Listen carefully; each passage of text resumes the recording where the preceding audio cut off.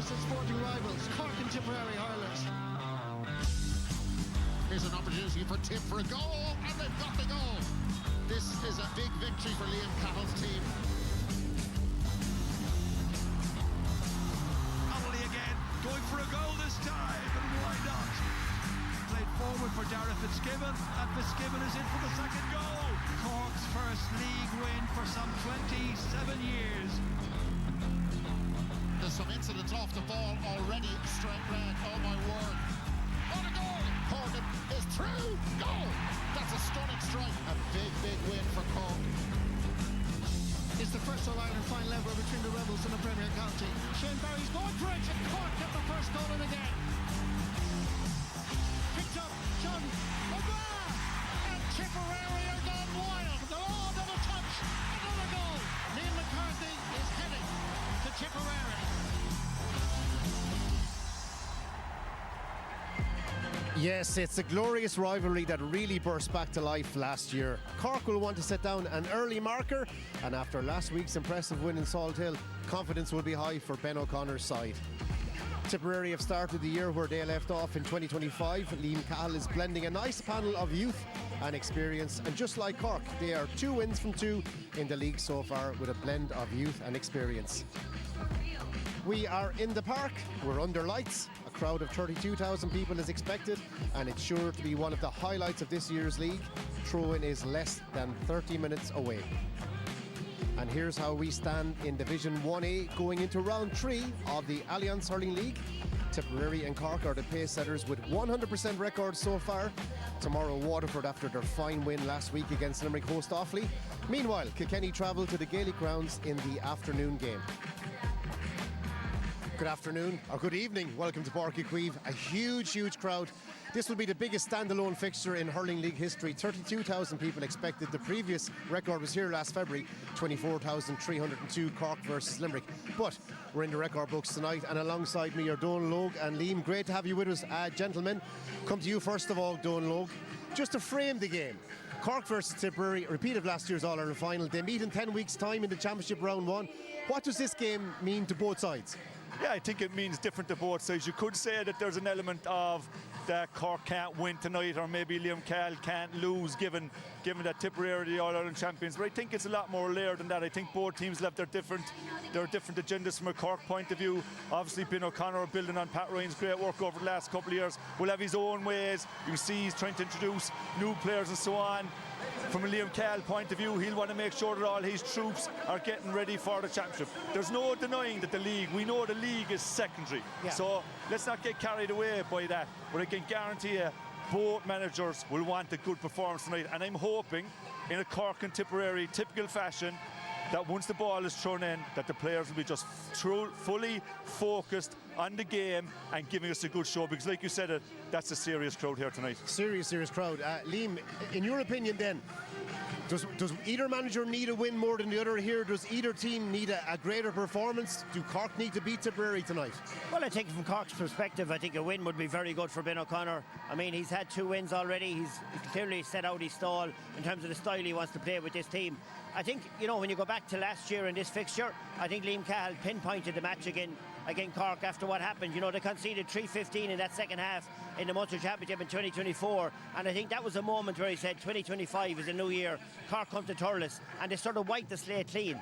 Now again, you've got Cork in a different position this year, so I think it'll be interesting to see. Ben O'Connor has been very strong around how he wants his team to play. He's been talking about, not taking the manliness out of the game, but equally, they've got to be careful. I mean, they've conceded 41 frees in the first 2 games, and 120 has been scored against that, so they've got to get that balance right. But I'm expecting a rip-roaring contest here tonight. I think the style of both managers means that neither of them have a reverse button. Yeah, they don't know the meaning of taking it easy, taking it handy. Donal Logue, for you, have you seen many major tweaks or differences from the Cork of 2025-26 to last year's team? Is there anything sticking out to you? Well, I've thought this from the outset, and I don't think Ben's approach will be any different, other than it's evolution rather than revolution that's needed.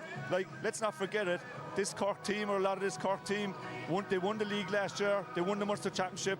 Not too far off the mark at all. They defeated in as high a testing competition in terms of the Munster final against one of the greatest teams that we've ever seen. against Limerick in the Munster final. Both Liam and myself was there. So Ben will know this is more about evolution. Of course, he'll put his own stamp on it. Every manager has their own stamp. The managers were there before Liam. The managers came in after him. They've got their own stamp. But I would really think it's more about building on what's good, looking for where the opportunity for improvement is, and on you go.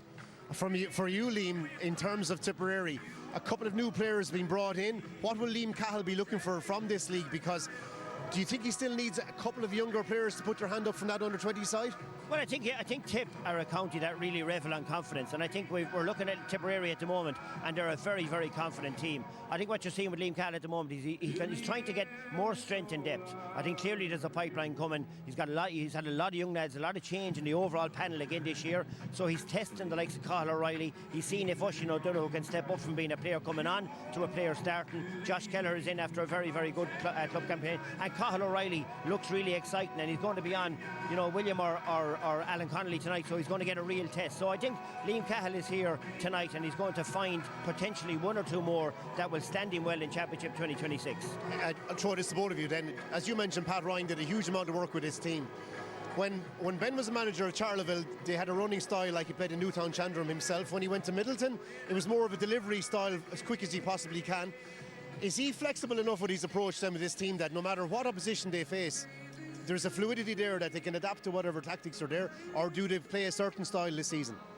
I think, look, Ben's a very experienced player, and I think a lot of things come into it. You must play with the players that you have. Certain players are strong in certain ways, then that'll influence your style and so on. The game is like that now. The game is full of movement. The game is full of carrying the ball. But there's a time for letting it in long. There's a time for carrying it. That's the beauty of the game. It's got so many different ways that it can be played. And I really think Ben has so much experience. You mentioned all the experience he has, not to mention the experience he had as a player as well, and in Newtown, and they won at every level. They won in Cork, they won in Ireland. He knows that you deal with whatever situations front you. So I definitely don't think that he's going to be locked into one way of playing. From what I knew of Ben and from being in dressing rooms with him and so on, it was always about what's best for the team, what's the best way we can get the best result here. You mentioned the fact then that they must watch the tackle count tonight. He mentioned last week that the game in general is maybe gone a bit like, he said, a bit like soccer. Technical areas, black cards, yellow cards. But in a subtle way, Liam, is he laying down a gauntlet to his own men to maybe be a bit more robust in their approach? Because the under-20 side he had, very, very efficient side, but they took no prisoners. They knew what they had to do to get over the finishing line. Look, I think he's clear on the level of intensity he wants from his Cork team. I think that he's setting his stall out very much from the start. Look, I think ultimately Ben or Liam's teams won't be defined on what the outcome is tonight, but both of them will be looking for a really, really strong performance. I think Cork's challenge will be down the road. I mean, the reality is a lot of Ben's players have gone to Croke Park 3 times and haven't come out on top. So they've played 3, won none, and that's a difficult hurdle to jump. So even last week, coming from 7 points down in Galway to come back and win in the match, there are moments that matter to that group, because I think he's got to build a resilience within the squad. That means if they can get to Croke Park later in the year, he'll know he has the stuff to get him over the line. Managers have been talking about that for years. I used to remember loads of examples with managers that have been talking about the physicality in game, the manliness, and all of those statements. I can remember Brian Cody as far back as 2008 being even stronger about the game. Yeah. The one thing about Ben O'Connor, and all you have to do is look at him as a player, Ben O'Connor was a brilliant hurler. Skill, speed, all of those things. So I think, a lot of those comments and so on, and I know maybe media are trying to, look for stories and so on. All you have to go back to the history of the game. To go back to, as I said, the Brian Cole. I remember Micheál Mora Hurtig on about the physicality in the game hurling. So I don't think Ben has said anything different. I don't think he said anything different in terms of when he was a player, the player I knew, the player I can guarantee you what Liam Cahill is saying to his players and so on. And I'm fully sure as well that his course, he wants intensity. Every manager, everybody that's involved in this competition wants intensity. No different than anybody else, but I can guarantee you, number one, Ben O'Connor will want hurlers. Okay, fair enough. And I suppose, in fairness, he's a new manager. People are reacting to his comments as well, and that's going to maybe form public debate and opinion as we go along. But you are looking at the Cork engine room, and they're full of intensity, they're full of speed, they love playing in space. What do these guys bring to the Cork package, Liam Sheedy? I thought last weekend was an exceptional performance by 10, 11 and 12, you know, I mean, like the movement of Seamus Harnedy, you know, I mean, they were sucking for air. I mean, Galway had 20 chances and converted 10. Cork only had 12, so they were really being outplayed. But this guy, I mean, the game seems to stand still when the guy is on the ball. He just seems to be able to create his own moment of magic, and he strikes a lovely point there. That was one of 4 points that he got throughout the game. And again, it's their movement. He's very, very hard to follow because he'll get you into an unstructured. Defences like to be structured. Seamus Harnedy drives you into unstructured defence, and that's really hard. And a guy like Shane Barrett, you know, I mean, I think he's been exceptional in the last 3 years. He's been really, really good. All-Ireland final last year was class. Class as well. And I mean, he 2-16 scored up to the final the previous year. And again, his movement. This is the last thing you want. Killian Trayers had a really good start in his first 2 outings. But the last thing you want is to be facing Shane Barrett with that much space. And you see there, left or right, he got 6 wonderful points again last weekend. And again, you know, you need to have somebody to put their hand up and get the ball. And Seamus Harnedy is the one man that every time when he came on in the All-Ireland final last year, he puts his hand up. And look, Darragh Fitzgibbon, you know, unselfish. The way he timed that to when he was going to make the move and put the ball in the hurley and take it back into the hand. I think Darragh Fitzgibbon will bring him a different edge if he can maintain. Like, Ben O'Connor probably knows Darragh Fitzgibbon better than anyone because obviously he was with him in Charleville, so he knows him, and he'd love to get him to do all his runs from the 65 in because that's where he sets up goals. He's totally unselfish, so he created that goal chance again. So if you look at the match, the half-hour line contributed 13 points out of 20. They made the 2 goals and they were fouled for a few frees. Like, it was an exceptional performance, and you need that engine room, and they'll need that engine room. And I know Dudsy's in tonight and Seamus sits down, but if Ben O'Connor has 4 or 5 across that half-hour line, that's going to make them a formidable opponent during the year. And just a few moments ago, Cork under-20s, of which Don Logue is involved in, played Wexford in a challenge match. I think Cork were victors by a few points, but the pitch played fast, it played furious. It'll suit people like Darragh Fitzgibbon as well, Don Logue. Just as regards what Liam says there, he's captain this year. His role of the last couple of seasons on the field, is it just to keep making those runs, keep making space for teammates as well? His qualities is, I'm not surprised made him captain. Like you said, he would have known him well from the Charleville days as well. I think what he brings to it is he brings that extra element of power and pace in terms of breaking that line, creating goal chances like you saw last week. He has played in that role with Cork at times over the last number of years, so it's in no way alien to him at all. The likes of Micheál Mullins, William Buckley, Ethan Toomey. Can you just chat to me about those players, Don Logue? Micheál Mullins maybe looks to be playing a different role tonight, but what are the strengths and qualities of those 3 players? Well, Micheál Mullins is another young player after coming into it. Great physical conditioning, comes from his father was a brilliant hurler as well. Stock, He's been good stock, exactly. Really good underage player with Cork. Brings that physicality, really good hurler, good speed, good athleticism. Ethan Toomey's been around with a couple of years now, played some really good games, while maybe unlucky last year towards the end of the season to lose his place. And then William Buckley, it's really interesting to watch him playing. He's a bit of a kind of a throwback to a player that's not that commonly seen anymore in the game.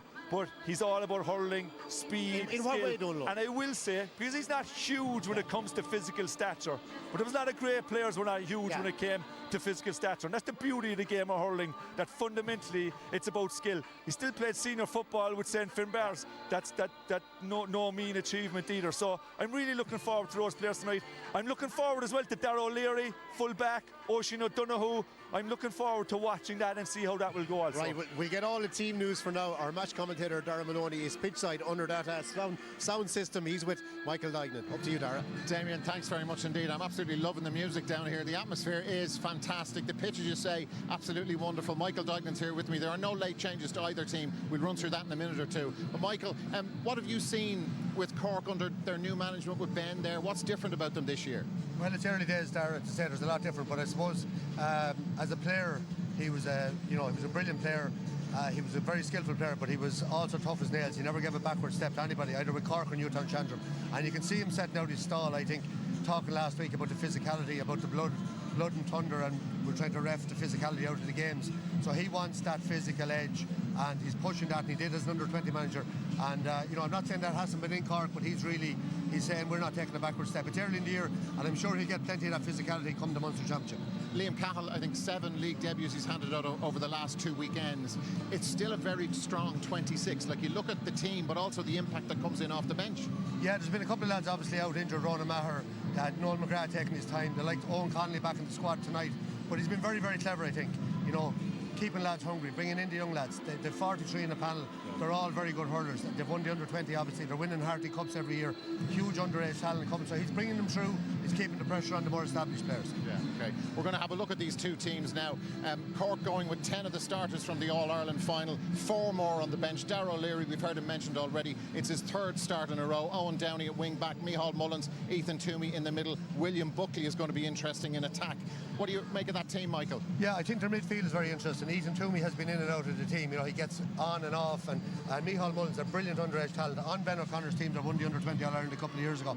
He's a very, very fast player. So I'm interested to see how they do against Willie Connors and Conor Stakes. A very, very established player in the middle of the field for Tip. And then on to the All-Ireland champions. 9 starters from the final, 3 more on the bench. Brian O'Mara at full-back, Cathal O'Reilly, and Johnny Ryan. They'll be keen to impress in the full-back line. The Stakelin brothers have started the year really well. Josh Keller will be determined to make an impact from the start. That team, your thoughts? Yeah, that full-back line I think you mentioned there. I think Brian O'Mara, a brilliant hurler, can play wing, can play centre. I think that's the thing about this Tip team. They've shown their versatility. Robert Doyle last year coming from wing forward to cornerback, Owen Connolly coming to full-back. So I think those 2 cornerbacks and Brian O'Mara at full-back, a newish position for him against a lively Cork full forward line with maybe Brian Hayes and Tim O'Mahony likes them to come on. So look, what a pitch, what an atmosphere. 30,000+ of a Saturday evening. We better get back upstairs. We're looking forward to it. Damien, back to you. Thanks a million, Mick, and thanks very much, Dara. The lads are right. Crowd is building, the atmosphere is rising. We will look at Tipperary, the All-Ireland champions, after this break. But first, competition time. RTE Sport have teamed up with Faithleg, a 4-star hotel set in beautiful Waterford, to give you the chance to win a relaxing break away. Once there, you will stay 3 nights in one of the hotel's luxury master bedrooms, with breakfast each morning and dinner throughout your stay in the award-winning Roseville Rooms restaurant and the Aylward Lounge, with cocktails afterwards in their stunning bar 1783. You can explore the magnificent grounds with a round of golf, and there's horse riding nearby to enjoy. Then it's time to relax and unwind with a pampering treatment each. Check it all out on thefaithleg.com. If I was a guessing man, I'd say there's well over 32,000 people here. Both terraces packed, both stands are packed. Kingfisher and Killer are playing, and you guys have taken all the tickets. No room for anybody else. We'll put on the guilty boy there in a minute now, Damien. There's two Tipperary people here anyway. Well, yeah, fair enough. And as regards Galtee Mountain Boy, then Jason Ford put in some performance against Offaly last weekend. He shot the lights out.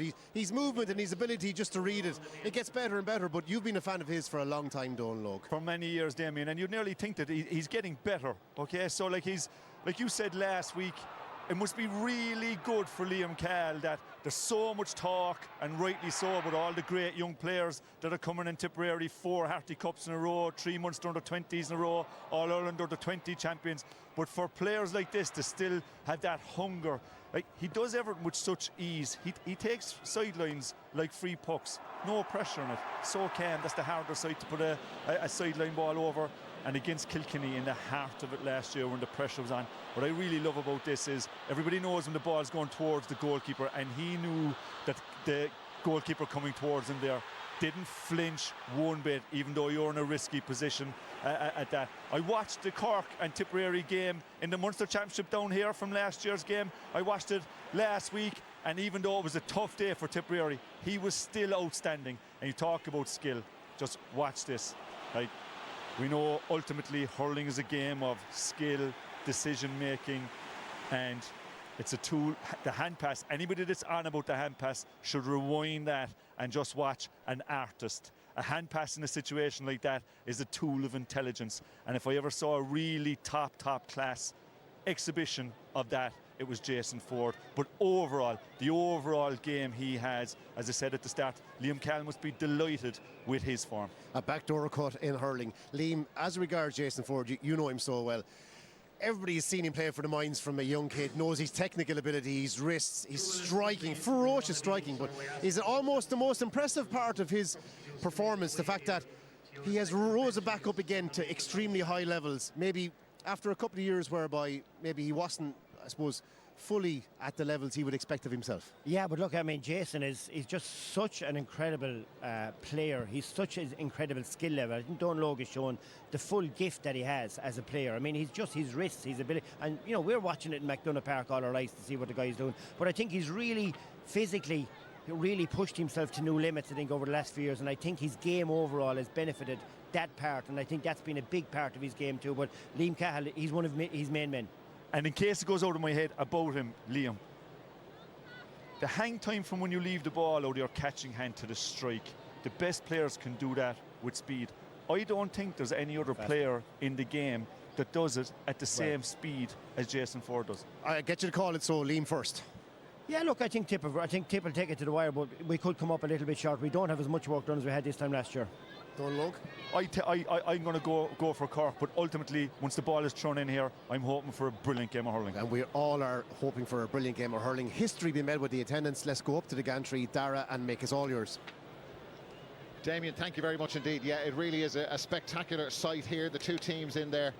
Well, Cork in a huddle, the Tipperary players down on the other 45.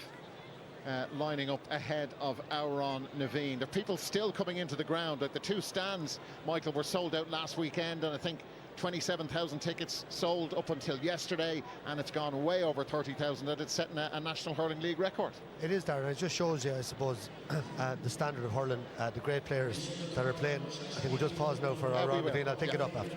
Surely.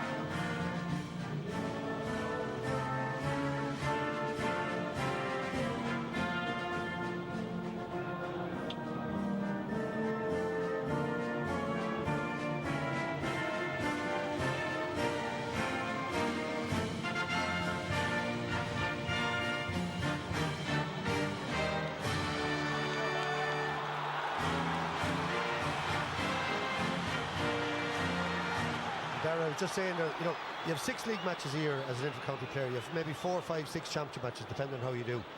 You live for nights like this. You're training, you give up your life, you're training 6 or 7 times a week. There's not a breath of wind. To see the crowd coming out, that has to give you, you know, that inspiration that you need. And after what happened in the Ireland final last year, I'm expecting a full-blooded contest. Sure will. This is going to start at a ferocious pace. They're back at it again. A rerun of the All-Ireland final, and straight onto it is Willie Connors, one of the 9 starters on the Tipperary team who began the All-Ireland final. Sean O'Donoghue for Cork, and Páirc Collins. And Cork playing it short. Mark Coleman. It's a real strong half-back line with the 2 Downies and Mark Coleman there. So Cork playing it short, playing it through the lines. Darrow O'Leary, like a right cornerback. He's, well, the 3 on his back was supposed to have started at full back, but maybe he's just picking up a man and he's gone where his Tipperary opponent has gone. Cathal O'Reilly in there after it. Down on the ground was William Buckley, the St. Finbarr's man. A scrap for the ball. That pitch is in incredible condition. There was an under-20 challenge match between Cork and Wexford played on it just before this, and you'd never know. Andrew Ormond lost out. There was some holding in there, and it's a free to Tipperary. It's gone against Micheál Mullen, son of Mickey. Yeah, and we mentioned Cathal O'Reilly in the scene set at cornerback. You know, by inter-county standards, small guy now, but very, very gifted hurler. And William Buckley, a brilliant underage player. And you see the two of them, you know, we've huge men out there all over the field, but there's 2, I suppose, smaller men, but they're lively, and that'll be a great battle. Jason Ford scored a penalty, 5 frees, 2 65s in a tally of 3 goals and 10 last week against Offaly. As Michael said, there isn't a breath of wind out there inside his own 65. Now, he didn't catch that right out of the boss of the hurl. That's handled by Rob Downey. Owen Downey going back to Páirc Collins. Off goes Ger Mellerick. He was on the bench for the first 2 games in this league campaign. They both have won 2 out of 2. Shane Barrett, one of the Cork All-Stars out there. Rob Downey, he's been dispossessed, and here come Tipperary, the All-Ireland champions, with Jake Morris, their captain. And that's the first point of the game for Jake Morris. Yeah, this man has been in unbelievable form all last year, and the same against Galway. Man of the match that day. That's a lovely score to start. Cork very, very short across, and it took 6 or 7 passes there, and you can hear the crowd kind of taking a sigh. Yeah, let's see if that's a theme, if that's a pattern. Declan Dalton, that is really good. It's tight. I think he's just lost it right at the end. It started off online and then just drifted away. First wide for Cork.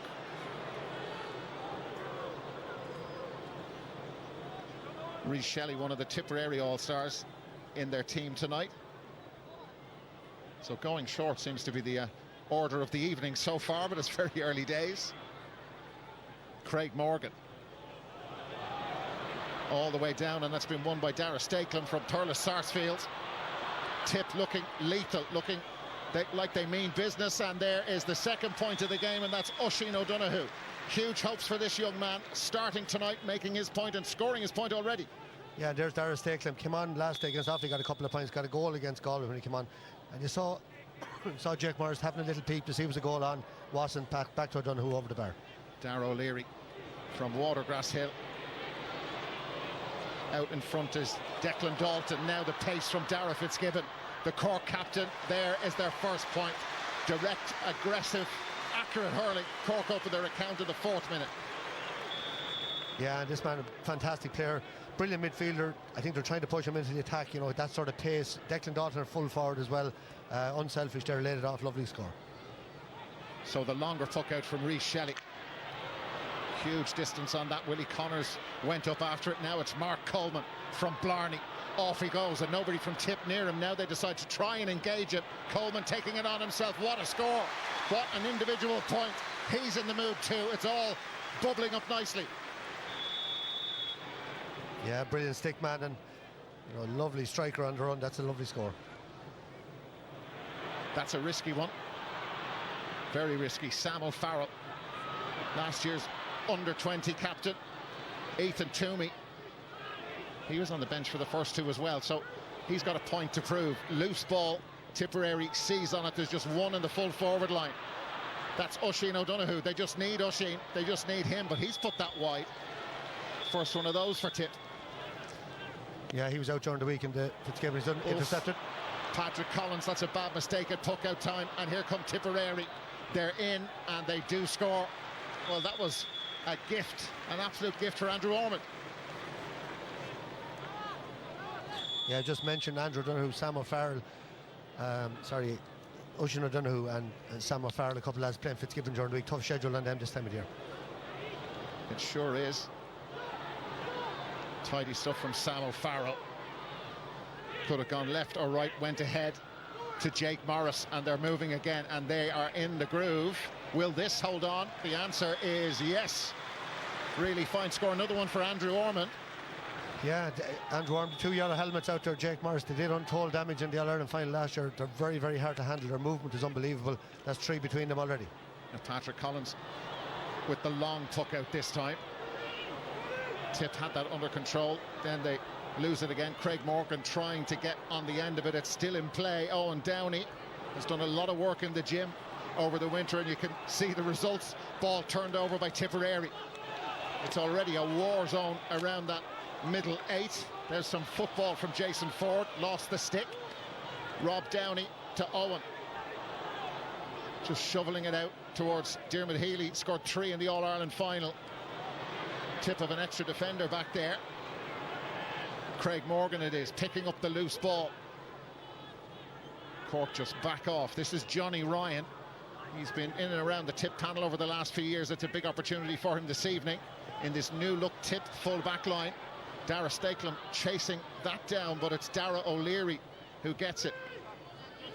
Both spelled differently. Here's Micheál Mullins. Ethan Toomey with the glove on the left hand. Micheál Mullins plays with Glen Rovers now. Here's William Buckley. had a great run to the Munster Club football final with the Bars. Fantastic footballer, as is his clubmate Ethan Toomey. Scrap on the ground. Tipperary winning those hurling scrums. Jake Morris has been very prominent already. That's too close to Darragh O'Leary, though. Just letting the ball run away from him. Patrick Collins spotted Owen Downey in space. Downey a glance up the field, lets the ball do the work again. Can't make it stick, though. And now in an awful lot of space, a huge amount of space. That's missed by quite a huge distance, though. Yeah, back in play straight away. Just quick puck out once it goes wide. A little bit scrappy so far. Micheál Mullins. William Buckley chasing this down. That's Cathal O'Reilly with him. And Buckley turns the ball over. Wins it back for Cork. Shorten the stick. Now Ethan Toomey on his left side. Difficult enough. He'll expect to score, but he has missed.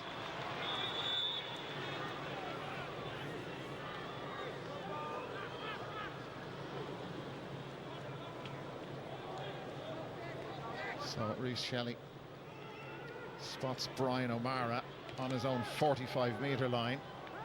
So they've opened up a channel down in front of the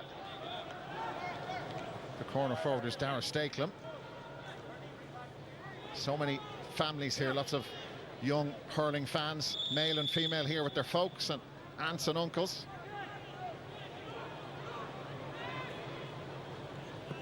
Owen Downey. That's a good catch by Diarmuid Healy. Healy spins away right on halfway. Look at the post, he knows. He hasn't even seen that go over the crossbar. He knew from the moment he struck it and goes out to take his position on the left-hand side. Brilliant. Yeah, top-class scorer. What a great player he's becoming. He'd nothing else in his mind there, just to get a score. He just turned around, shook off the challenges, and lovely strike. So Rhys Shelley was just waiting for the movement.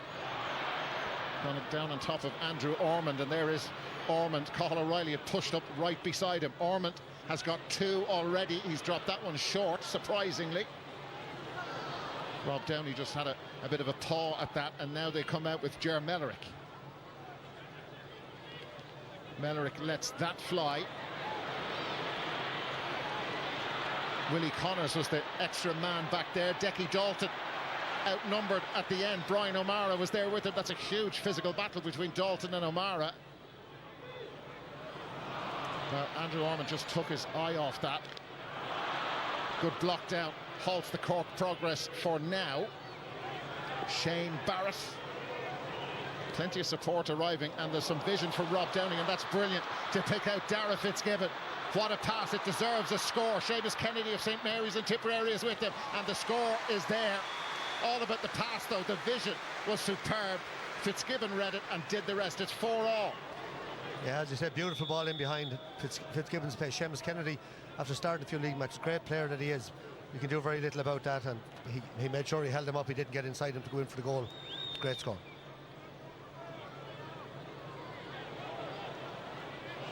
So Tipperary are having a bit of a defensive problem. They've got Cork player has been left completely free. I think it's Declan Dalton. This is on the other side now with Dara Fitzgibbon, and there's that free man I spoke about. Goal chance for Cork. It's gone wide, but what happened to the Tipperary defence? It was spotted by, I think, Craig Morgan ran in after him, but he was left completely free for ages. Yeah, Sean O'Donoghue, first of all, a brilliant catch.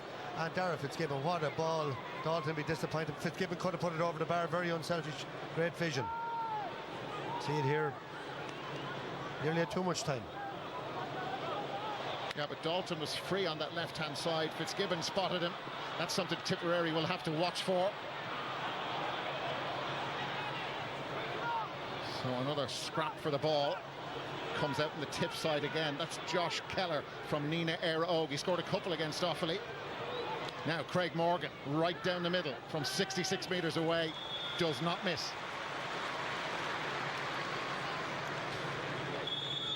Yeah, Tipperary very strong in those ruck ball situations. They have to come out with the ball more often than not. Unselfish play there then, and back to Craig Morgan. Lovely score. So Cork have reverted to the two up top. Declan Dalton is one of those again, and they've pulled the other man out the field. The Tipperary are doing well in this middle zone, aren't they? That's Sam O'Farrell, another Nina man, and another fine score. That's a beauty. Yeah, this guy spent all winter playing up front with University of Galway, putting up big scores from frees and play, but he can play anywhere. An absolutely beautiful hurler. That's a lovely score. Sean O'Donoghue. William Buckley. Buckley lets that go. Referee's taking advantage. I don't think we're going to need it, are we? That's a gorgeous score from William Buckley. He's all they say, you know. Yeah, that's why the advantage rule is such a good one, you know. He had the free, but freed him up then to have the shot, and that's from halfway over the bar.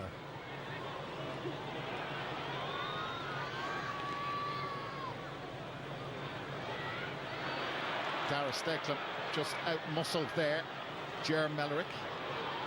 Look up the field. Now lets it go long. Perhaps should have taken a longer look. Craig Morgan of Tipperary. Driving out right down the middle. Sam O'Farrell. He was under pressure, just didn't seem happy at all. And here come Cork with Rob Downey. Free in. Right in the 65. There's some huge physical confrontations on that field of both teams. Wow. Yeah. Hasn't been too many frees. It's been very free-flowing. Yeah. You know, interesting, huge crowd. Both teams trying really hard, but they won't want to show their full hand. You know, there's a long year. They've 2 wins each in the league. First round of the championship here on the 19th of April. That's what they'll be looking forward to. It's still very enjoyable. Thought Ger Mellerick lucky there, maybe not to give away a free. Little clip in the heels. Alan Connolly. 3 frees he scored against Galway. And there's his first of the night. And the teams are level for the 3rd time.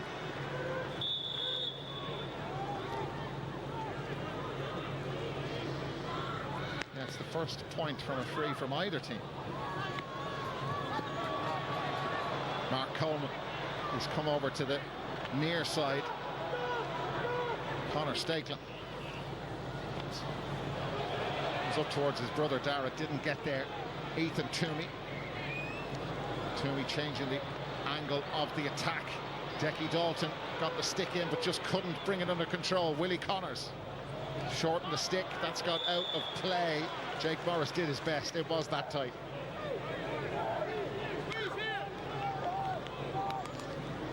Just as well for Cork. I think Andrew Ormond was gone inside. There would have been a 3-on-2.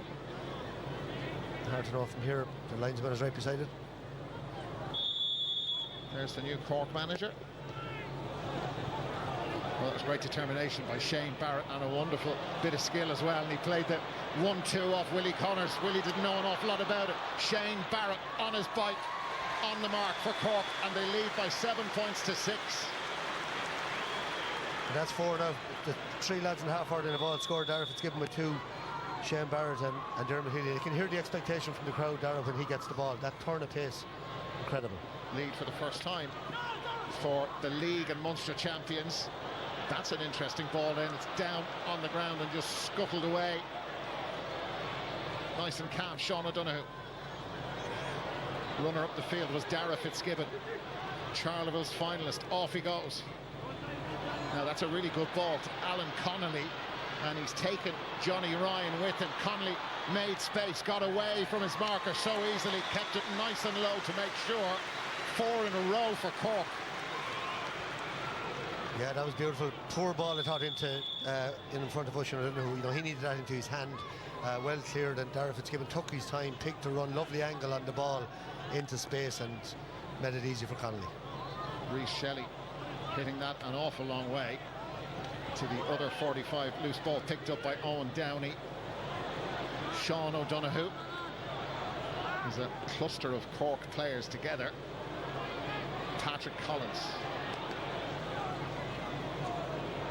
Yeah, the movement, well, there's only one player there. It's William Buckley. They only need one. Buckley on the sideline, brilliantly hooked by Cathal O'Reilly, but Buckley is still going. Shortens the stick, going for an assist here. Here's a big opportunity for Barrett. Barrett goes through. Is that a penalty? It is. The referee says penalty. And is it a black card? Yes.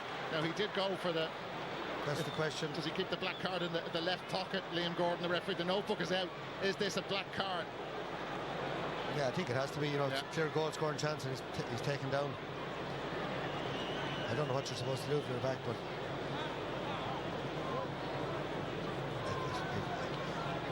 it wasn't. You know, it wasn't cynical per se. He did get tripped up, but I think he's going to get a jab. Johnny Ryan off on the black card. We've seen a number of them in the league so far.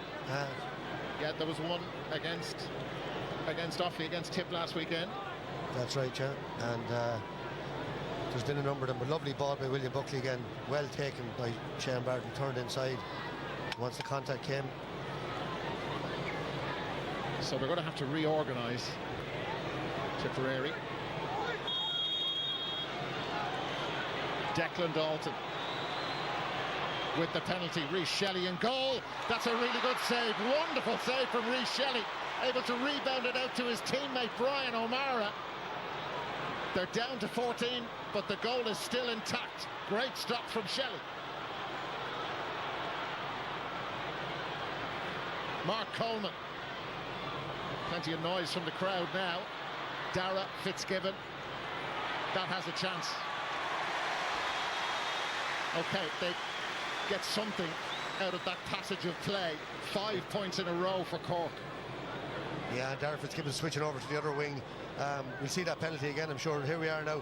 Lovely height for the goalie, like straight at him really, and Declan Dalton will be disappointed. You know, beautiful surface after hit the ground and to make it hard. It was a nice height, powerful shot, but well saved. So Shelley again going for that left half forward position. Plenty of hands went up there after it. Oisin O'Donoghue was there, but Cork have it again, and the momentum is really with them. Tip haven't scored for 7 minutes. Cork's number 7 is Mark Coleman, up towards Shane Barrett, and Barrett just hopped in front of him. I thought he was going to be able to bring that under control, but yeah, Tip struggling to win that long puck out when Rhys Shelley goes long. The two Downies are huge men, as we know. Mark Coleman not as big, but I don't think they have somebody tall enough to exploit him maybe in the air a little bit. So Cork pressing Tip on the puck out, making them go long and not working for them. An even better look at the Shelley save. So now Seamus Kennedy.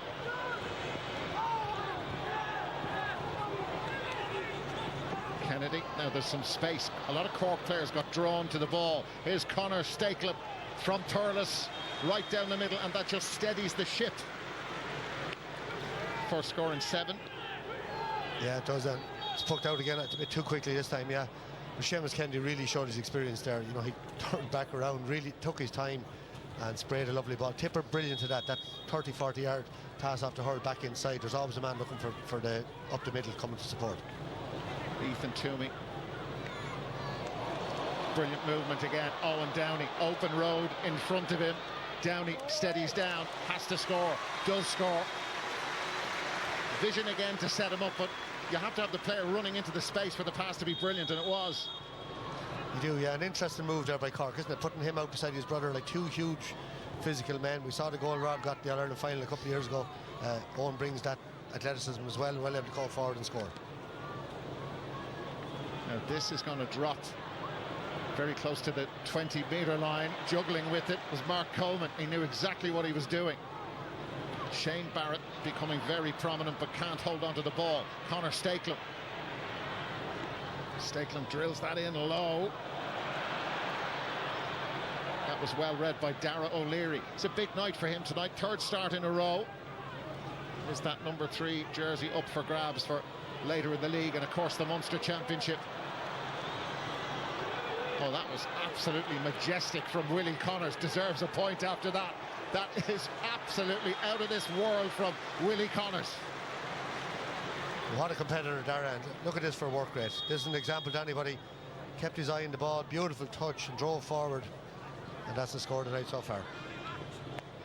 Owen Downey.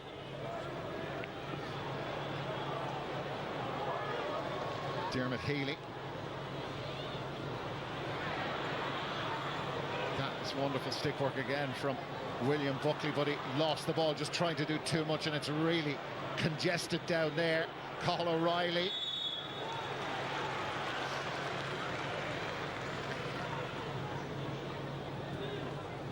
And Tip have done really well, down to 14. You know, they've got a couple of scores there, and this one now will bring it back to 1. Penalty save, Yeah. could be the crucial play of the half, the way it's going. Yeah, you wouldn't know who's playing with 14 and who's playing with 15 just now. It does force it up a bit, you know, everyone else. Yeah. And we saw it last year here with the early sending off, and Sure. Tip never threw in the towel, you have to say. So they've got 2 of the last 3 points in the match, Tipperary. Jason Ford hasn't scored so far. And that is right over the red spot, over the head of Patrick Collins. First point of the night for Jason Ford.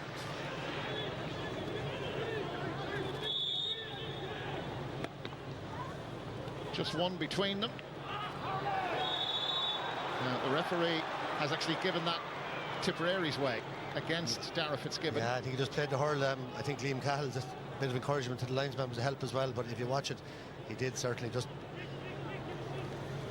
I'm really impressed with a lot of the backs. They're attacking the ball, they're getting out to it. There's no sweepers, there's nowhere to hide. Yeah. You know, it's man-on-man stuff, and that's why I think it's so free-flowing and so few frees.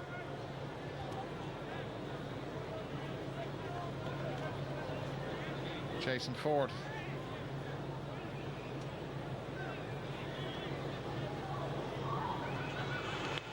Even further out than the last one. Opens the shoulders.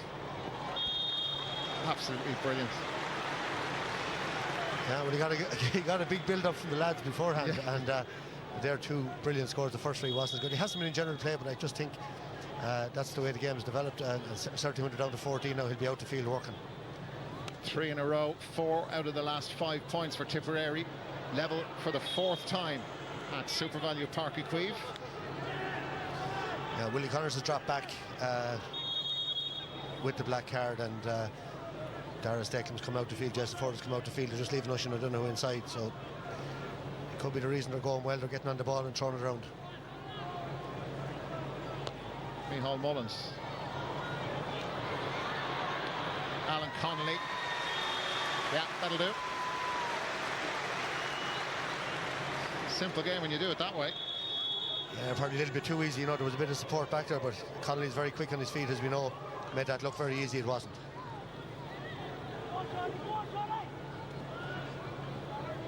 Johnny Ryan's black card was in the 17th minute. So Ben O'Connor just getting on to the referee about the time Rhys Shelley is taking over the puckouts. When he's gone long, invariably it's been down to that left half forward position right down in front of us. Cork win on that occasion. Dara Fitzgibbon. It's all man-on-man back there, but there is some space now. Alan Connolly gets space and time to score, which he does. He's got the last 2, and they've opened up a 12-10 lead.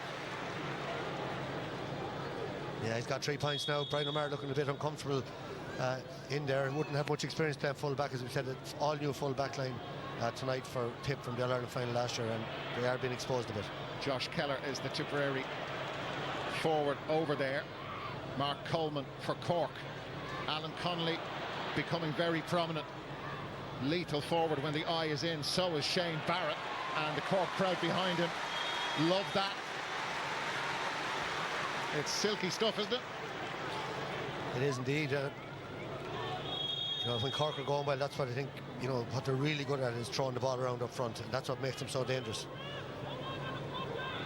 So Tip scored 3 points without reply. Cork have got 3 without reply. Went over to the Keller wing again. Jason Ford. Oh, he's inadvertently given it straight to Shane Barrett of Cork. Barrett scored 6 points against Galway. He ran at a road there and ran into Willie Connors. Or Connors was behind him. Now it's up towards Oisin O'Donoghue with Darragh O'Leary. Pace all around him. Jason Ford. O'Leary has gone to engage him. Rob Downey there. The ball squirts out the back. Dara Steckler was there after it, but Gerard Mellerick has it for Cork, and they played themselves out of trouble there. And here they come with Rob Downey. Into the space. Diarmuid Healy. Healy turns back around. They're not tight enough on him. Kennedy can't get close enough. Healy scores. Give him the space, the time. He's brilliant. He is, but that was made the other end of the field. You've mentioned Darragh O'Leary. He did really well back there. Read the play very well. Jason Ford maybe should have done better with his first touch, but super score then at the end from Healy. Brian O'Mara is out in a left half-back position. So we're in the 27th minute now. Tip will be able to bring Johnny Ryan back in, and the temperature's just reaching boiling point now. It's got a little messy. The game is fairly zipped along. Johnny Ryan is anxious to come back in.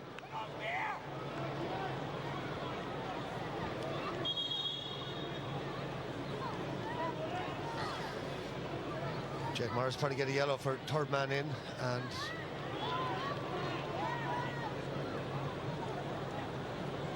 so the two captains getting a telling off. Haven't seen a card.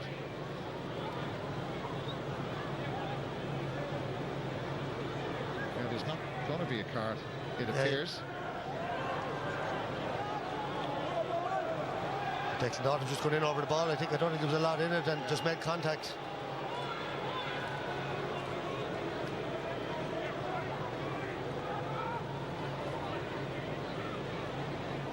So Jason Ford just out of picture behind him. Johnny Ryan has come back on, so they'll go back to as they were with Ryan in the full back line. They're back to the full complement. Jason Ford scored from this position not so long ago. That one he's just dragged wide. Here come Cork now. The referee is going to make them do that again.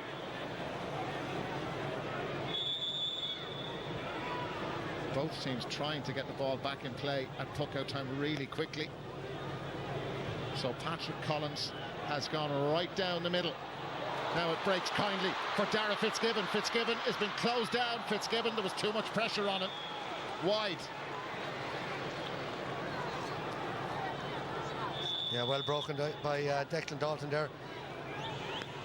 He was forced out wide. You know, disappointed he probably didn't stick it over the bar straight away when he got it.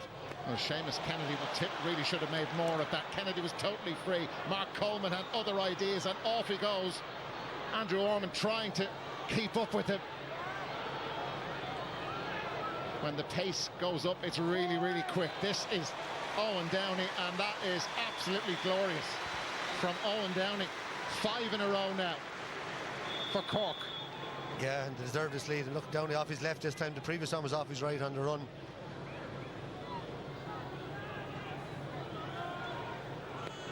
So during that 7 minutes that Tipperary haven't scored in, Cork have got 5 in a row. 15-10. Now that's an absolutely wonderful take by Jake Morris. He had so much to do. Morris, wonderful. What a score. What a score from Jake Morris. The pressure on him as he put his hand up after that was huge, and brilliant point. Yeah, he showed leadership, he showed bravery. He's been in unbelievable form over the last 18 months or so, and that's another great score. Here's Mark Coleman. They're putting on a shooting exhibition now. Coleman scores. He's having a big game. Yeah, I think there's only one free out of that 16, Darragh, and they're shooting from everywhere. It's a perfect even. You see, league matches, winter hurling, this is not like that. It's perfect out there. Yeah, I brought gloves, hat, scarf, the whole lot. Didn't need any of them. Here come Tip down at the other end. There's their reply. And that's a big moment and a big point for Seamus Kennedy.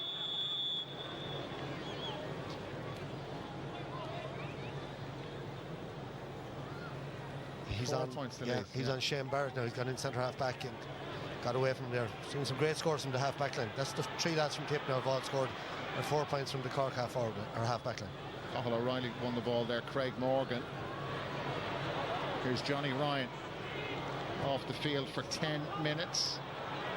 Coleman again wins another big battle with Jason Ford. Darragh Fitzgibbon into the space. Johnny Ryan attacked the ball, and the ball has gone out of play. It'll be Tip possession from the line ball.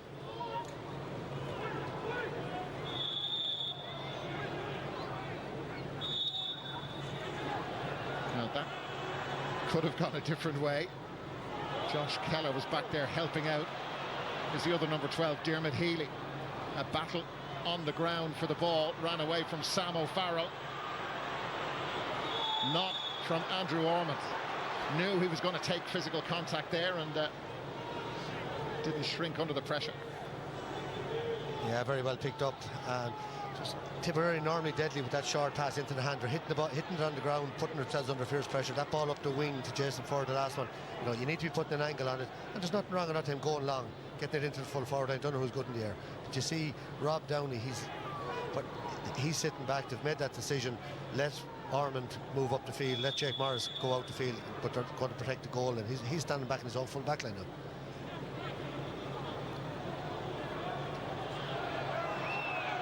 So they are going, as Michael says, with that extra defender, and this is where they can make it count with the numerical advantage back there, but it breaks kindly for Conor Stakelum. And then Cork get in around. Free to the home team.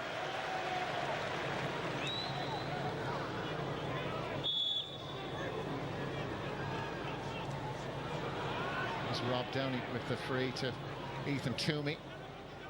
Ger Mellerick into the space, chasing it down as Alan Connolly, and Connolly not quite away. Craig Morgan tracked him down.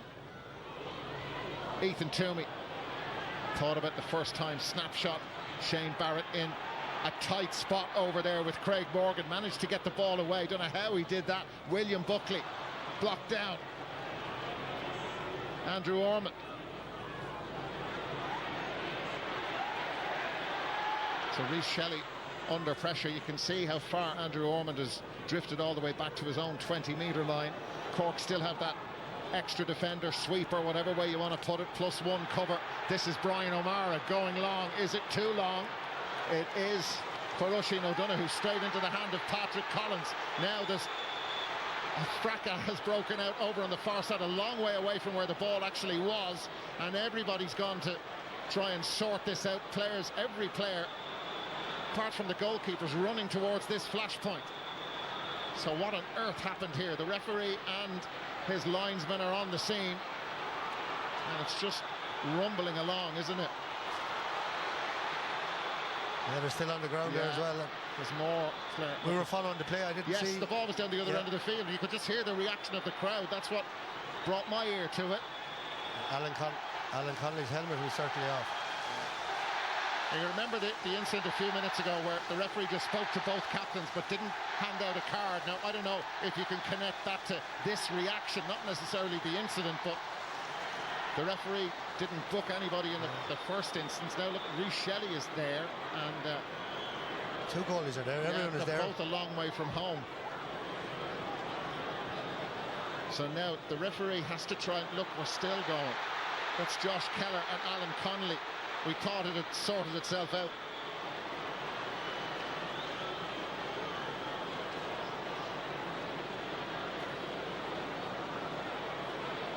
And Johnny Murphy will have a lot of explaining to do. He was the closest man to it. Yeah, look, it's still going on.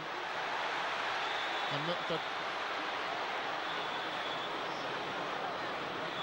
yeah, there's a couple. We're going to need a few new jerseys as well.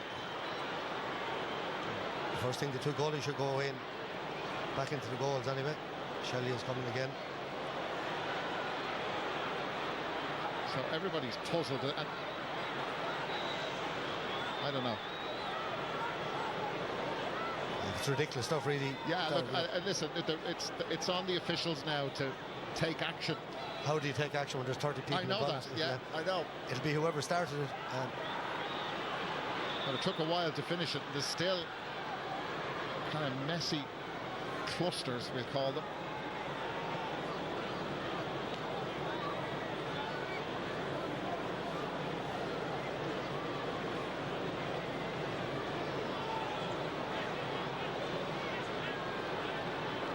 So now, okay.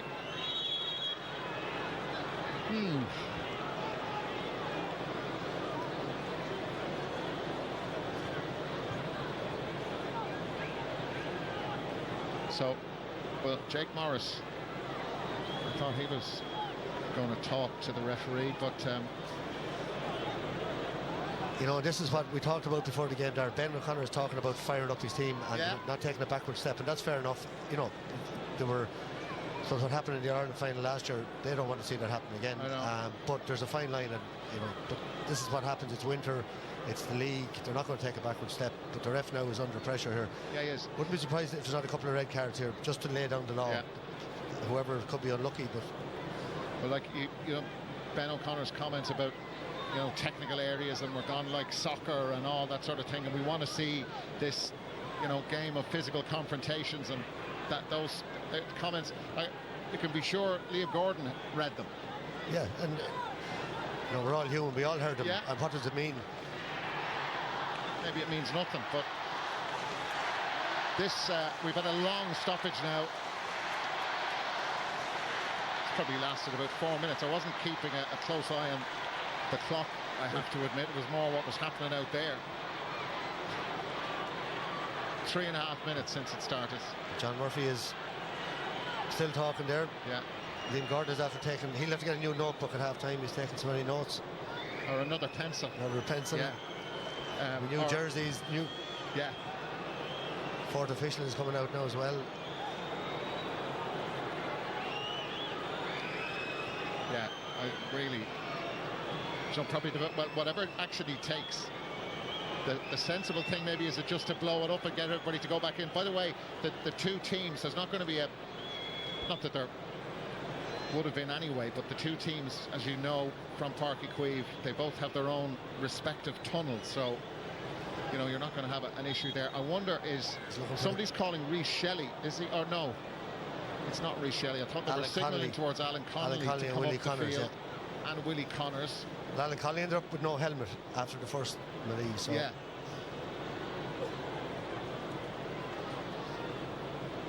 So Dara Fitzgibbon, the Cork captain, just being told by Liam Gordon what exactly is going to happen here.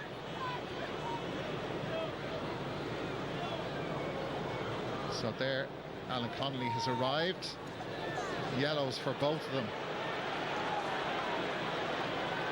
For Willie Connors and Alan Connolly. And look, you know what? Josh Keller, I think, has been called out. Okay. Shane Barrett, it looks like.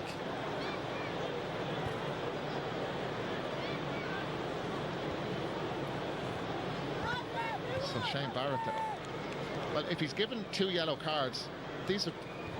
It's Jason Ford, actually. Yeah, Jason Ford. If you're going to give red cards, would they not be... Oh, so red for Shane Barrett, a red for Jason Ford. I thought because he'd given the yellow cards first that what followed would be yellows as well, that you'd go for the reds first.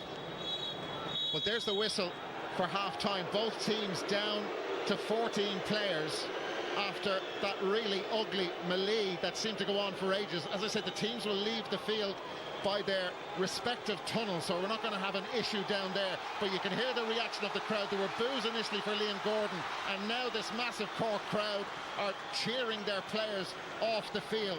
The game itself, well, we've kind of forgotten because of what happened in the last 5-6 minutes. Ben O'Connor out now. Ben O'Connor out beside the referee, just out of picture as you look at Liam Cahill talking to the fourth official. Ben O'Connor is out talking to Liam Gordon. So Liam Cahill now going back to his changing room. But the match we've forgotten about, 16-12, the Cork leading at half-time, because those incidents and that melee over the last number of minutes, that's the talking point as we go to half-time. Yeah, unfortunately, lovely open game. We were just saying most of the scores have been played, 16 points to 12 at half-time, and look, hopefully lads cop on a little bit in the second half. Okay, we will go for a commercial break, and we'll hear the thoughts of Damien and his panel very shortly.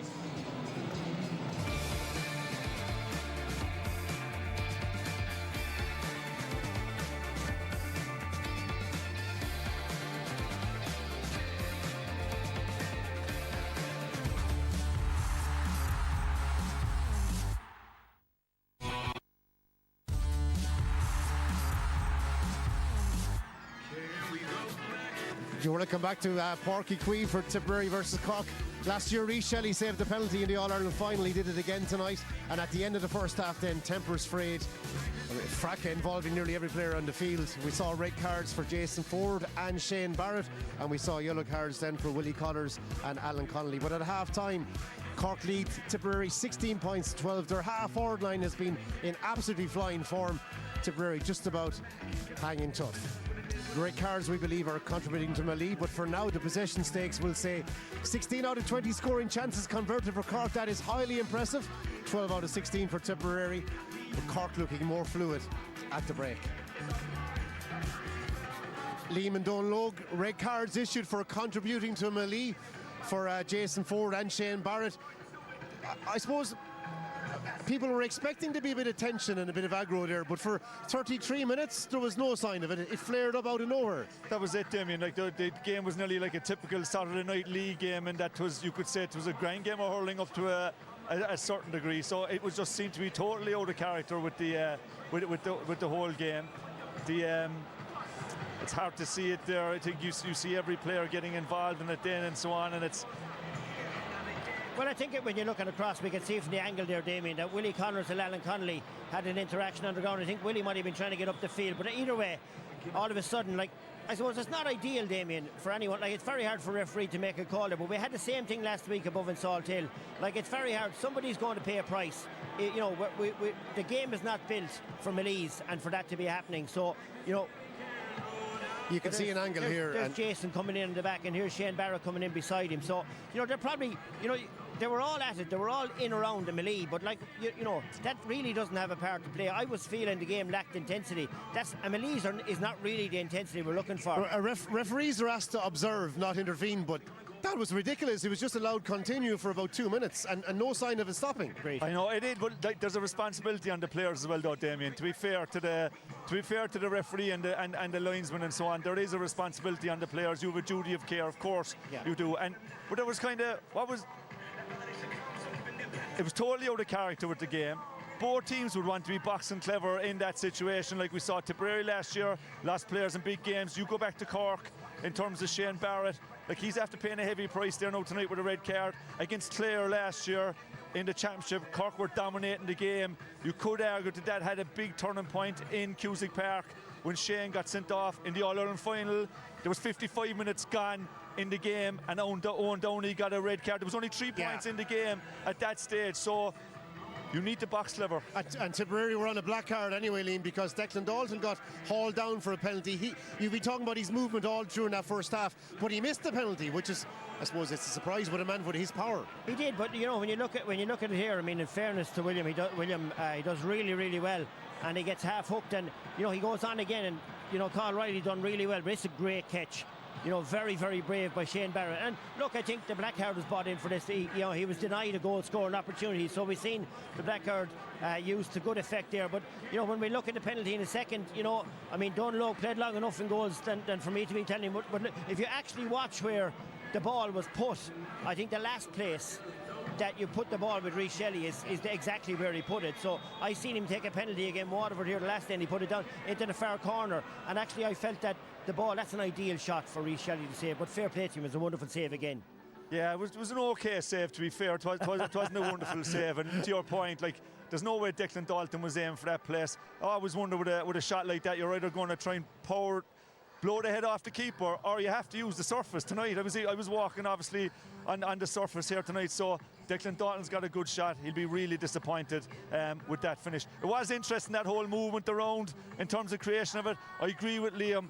The black card, for some reason, you've been very strong on it, Liam, over the last couple of years, did disappear in the game. We want to see scores, we want to see goals, so I think that was a good call by the ref. Okay, well, you've seen all of those tonight, and you've seen a bit of a storm near the end as well. We'll see how the second half fares in just a few moments, so stay with us.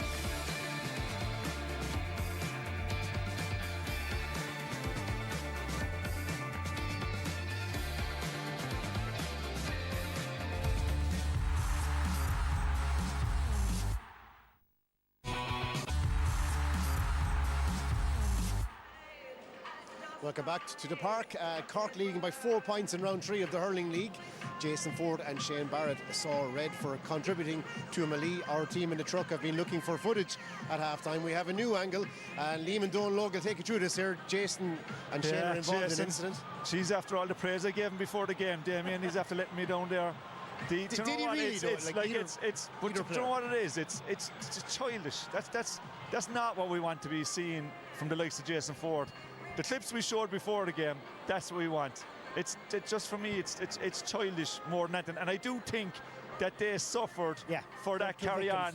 Exactly. For about 25, 30 players. Exactly. Was it a harsh call, though? 100% harsh call. When it's looked back, it could well be rescinded. But, you know... For both players? But they'll probably say they contributed to a melee because it was a melee and they were the two that were picked out to be sent off. Fair enough. Harsh, We'll really chat harsh. about the game now, because we've been talking about that for too long, to be honest about it. But Darragh Fitzgibbon is a player, captain of the team, showing his work tonight. Liam, just in terms of his movement, his scoring play, we might take a quick look at what he brings to it. Yeah, you know, they've got 7 points in that half-forward line. It's just the movement of the half-forward line. You know, himself and Dermot Healy are changing wings all the time, so they're very, very good at it. And in fairness, he's got 3 wonderful points, and his vision throughout, he's all the time watching to see can he unlock defences, and could have had another few scores, but he's all the time threatening. Will I want to? Will I pop the point? Will I go for inside? And again, very, very impressive. And you know, we spoke about him before the match. You know, I mean, this half-forward line, very, very effective. Again, the movement across the line, really good. But if they think the goal is on, wonderful ball there. You know, an absolutely wonderful ball that could have ended up in the back of the net. Yeah, it was great class, and Declan Dalton was unlucky with that finish. One thing I've noticed is, like, Rob Downey's been given loads of space as well, and again, if he's given that space, he's such a good hurler that he's going to, like, you could say that the defence are giving Darragh Fitzgibbon room, Liam, but when you're playing in that position, if the halfbacks and midfielders have that amount of space, it's really hard to mark the likes of Darragh Fitzgibbon. It's very, very hard to mark. It is very hard to mark. And like, when you look at that first half, Cork will probably say, how were we only 4 points ahead? You know, we had moments of brilliance from Tipperary, but they were sparse enough over the course of the game. But they're hanging in there. They're still only 4 points down. Cork have missed a penalty, so they're still in the game 4 points down. Cormac, thanks, lads. Cormac O'Brien is on for Mark Coleman. We'll go back to our commentary team. Back to you, Mick and Darragh in the gantry. Damien, thanks very much indeed. Yeah, Cormac O'Brien from Newtown Shandrum is replacing Mark Coleman. No word, we're just looking around to see if Tipperary made any changes for the start of the second half. There's Cormac. Tipperary have brought John McGrath in. He's a sub to be able to bring in. He's replacing Dara Stakelum. So the hurler of the year is on. And here come Cork, leading by 4 points. Both teams down to 14 players. Dermot Healy to Darragh Fitzgibbon. First point of the second half comes after 14 seconds from the Cork captain. Yeah, great interplay there. As I said in the first half, no greed. Give it to the man, best place. Nice simple score. 16 of those 17 Cork points have been from play. Yeah, Declan Dalton got in out the half forward line out to replace Shane Barrett out there, and John McGrath gone inside, right on the edge of the square, and Russell O'Donoghue coming out the field a bit. That was Ethan Toomey's ball up the field, but it missed Darragh Fitzgibbon. Craig Morgan. Cork with some extra defensive cover again back there. Tip line ball.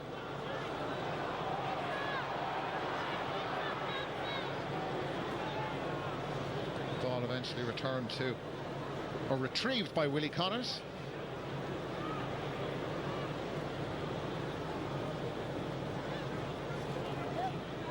Jake Morris from Nina Era Og last weekend. Nina CBS won the Harty Cup, beating Flannans in the final in Ennis. So Conor Stakelum after that, and the ball has fallen kindly for Cork. Ethan Toomey couldn't pick it first time. There's some help. There's Cormac O'Brien, the new man in. And the shot from Dermot Healy is going to drop in a dangerous area. And we're going to go back for the free. Advantage was being played. Yeah, a little bit of a high tackle. I think Darren Cormac O'Brien, you watch it coming in here. Jake Morris just a high arm.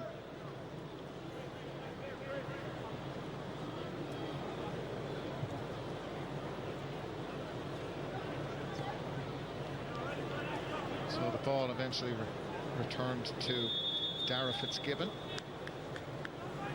Yeah, a bit of talk about who maybe settle on the frees for Cork, you know, with the great Patrick Horgan retired. Declan Dalton, obviously a very good free taker, as is Darragh Fitzgibbon. That's on wide. Its way. And on its way wide. First of the second half, 6 of them in total. Yeah, we won't see this, you know, the championship goes on, so you need a really, really dependable free taker in championship hurling, and with Patrick Horgan having been there for so long, that will be a big call come the summer. Brian O'Mara, all-star from last year. Darragh Fitzgibbon, ball ran away from him. Andrew Ormond in after it. Oisin O'Donoghue out wide to Sam O'Farrell. O'Farrell with the snapshot, and that's wide. So it's sort of a low-key start to the second half.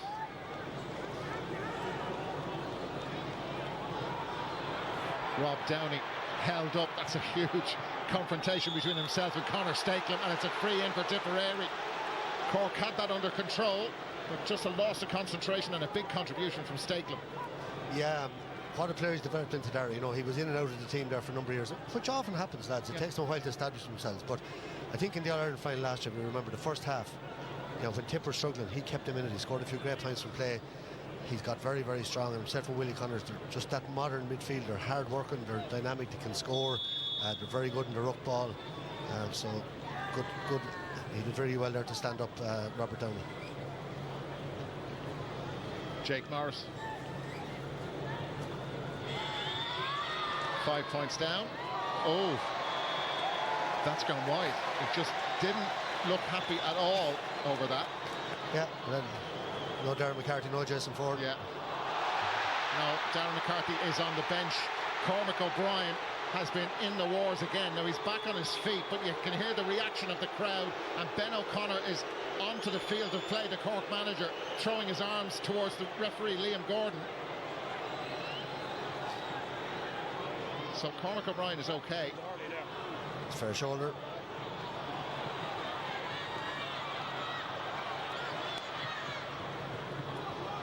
Now runs away from Jake Morris.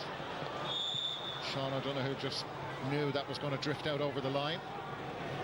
Tip after having a couple of little soft wides there now, you know, just 5 points in it. They need to get a grip, because Cork are that sort of team, as we know. If they tag on another one or two, they can run away from it. Actually, I must just clarify, it wasn't Ben O'Connor throwing his arms at the referee on that challenge of Cormac O'Brien. There's another member of the Cork management team.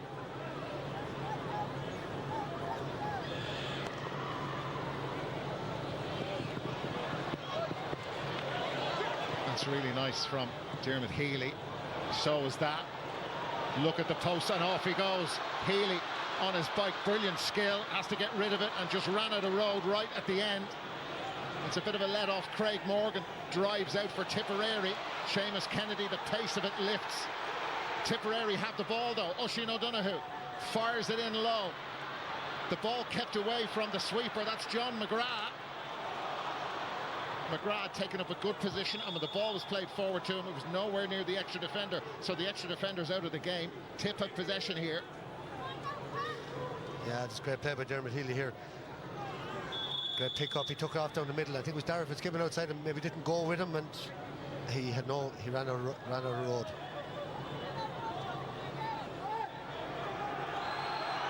So Jake Morris taking his time. Now there is the extra defender. That's Rob Downey, and a loss in concentration. Willie Connors for Tipperary. Connors still going inside the area. Connors, oh, it's wide. No, going to go back for a free. The referee was playing an advantage. This was very, very tight. Brilliant from Connors though. But Cork, just a total lapse in concentration, set this up. Absolutely. There's the foul there. Willie Connors kept going. So Rob Downey is getting a yellow card for that challenge on Willie Connors. Yeah, people might be asking, why is that not a black card? You know, the first one, even in the first half, deliberate pull down. Was it a deliberate pull down? Was it just a clash of heels? It was more clear cut. There was a lot of covering defenders there. Yeah. So the yellow card, the right call.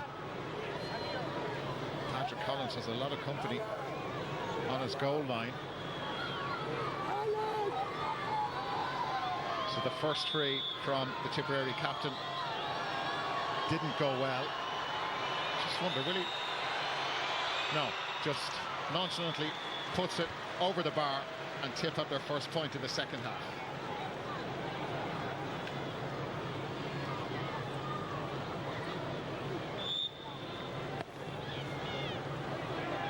Patrick Collins. Decky Dalton put the left hand up after that. Sam O'Farrell. Cork have a free in. And you hear the reaction, the ironic cheer from the Cork supporters here. Yeah, that was Josh Keller. I think he just, if you watch him coming in here, he deemed to have taken the player out. He'll argue he was trying to make room for himself, but I think the referee got that one right. But then over the top of the ball, Alan Connolly now taking this free. Cork are going to bring Brian Hayes and Tim O'Mahony in. And there's two serious operators. Alan Connolly converts the free. So Cork outscoring Tipperary by 2-1 since the match restarted. Tipper making a change of their own. Owen Connolly is coming in. Another, as you to use your phrase, a serious operator for Tip.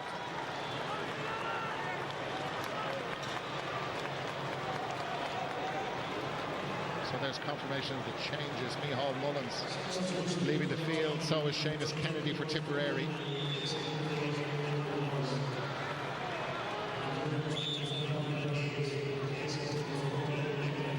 So loads of Tip movement on that puck out. Willie Connors ran straight into Ethan Toomey.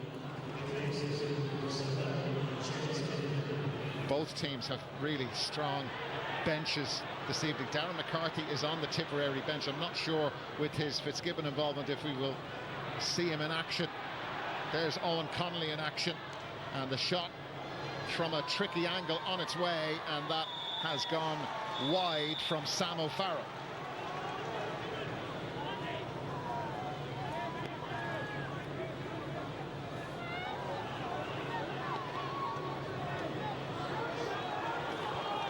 Just confirmed that record attendance for a standalone league fixture, 30,910. Alan Connolly, while we were doing that, was fouled by Craig Morgan.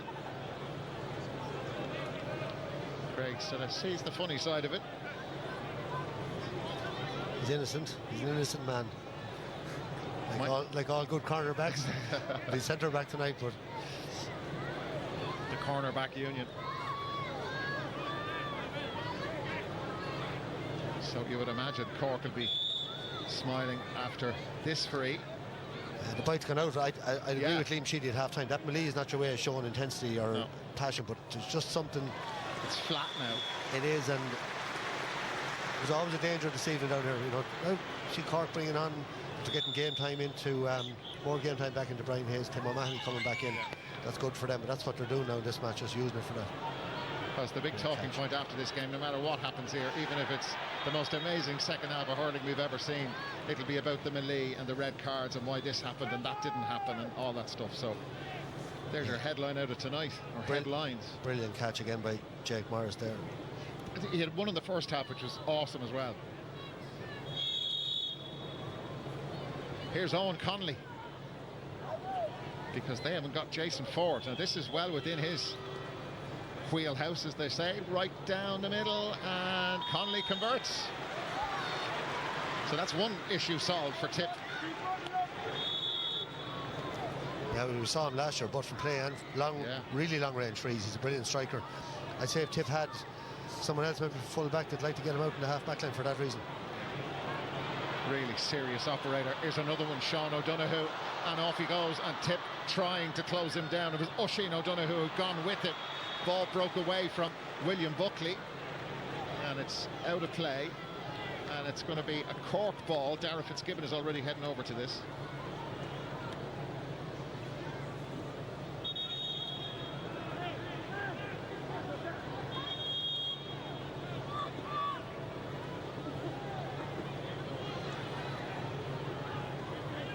So he's gone way back to Ethan Toomey. Cormac O'Brien in a really good position. Tip slow to react. He could have taken that on himself, decided against it, and Cork have messed up that attack, but Tipperary not great on the clearance, and this is sent back by William Buckley, and Tip architects of their own downfall on that occasion. William Buckley from St Finbarr's with the point.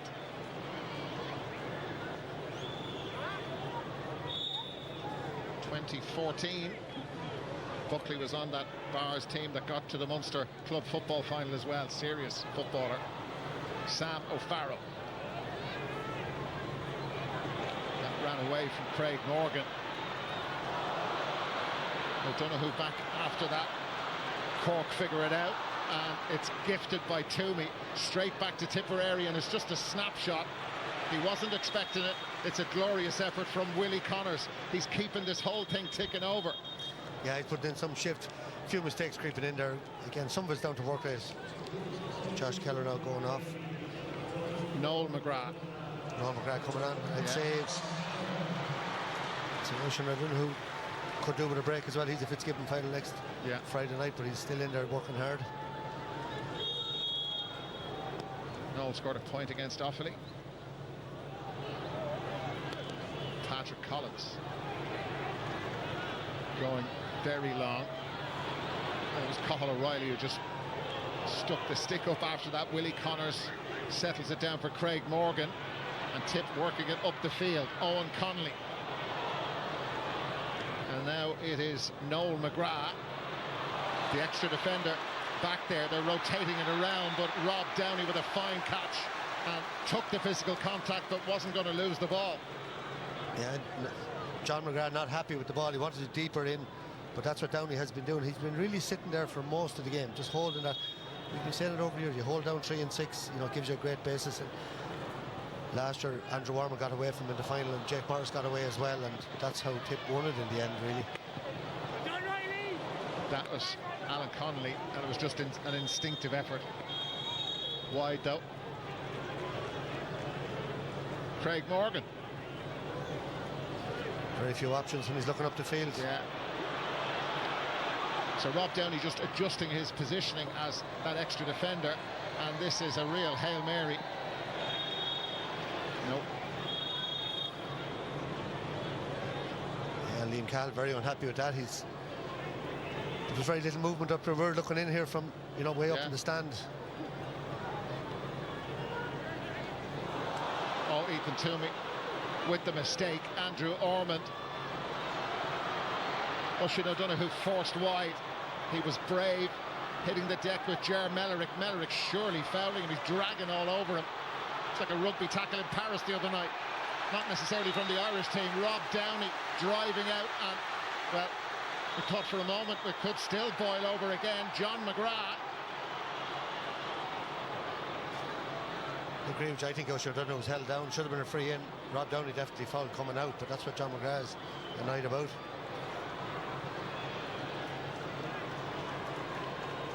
So there you go. Okay.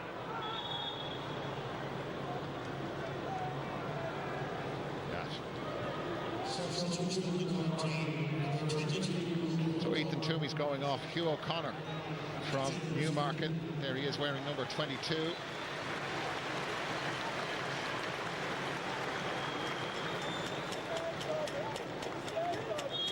So this is a free out for Cork.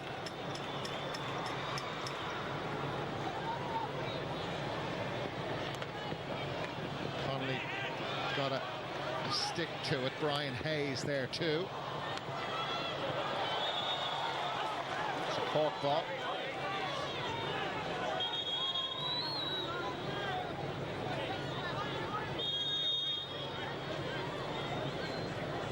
Because there's not an awful lot of noise in the ground from the spectators, that whistle seems even louder. Dara Fitzgibbon for Cork, and it's an easy conversion for him.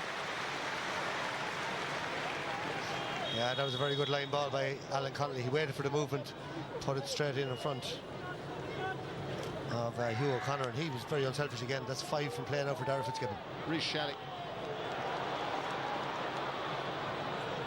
Here come Cork again. Diarmuid Healy.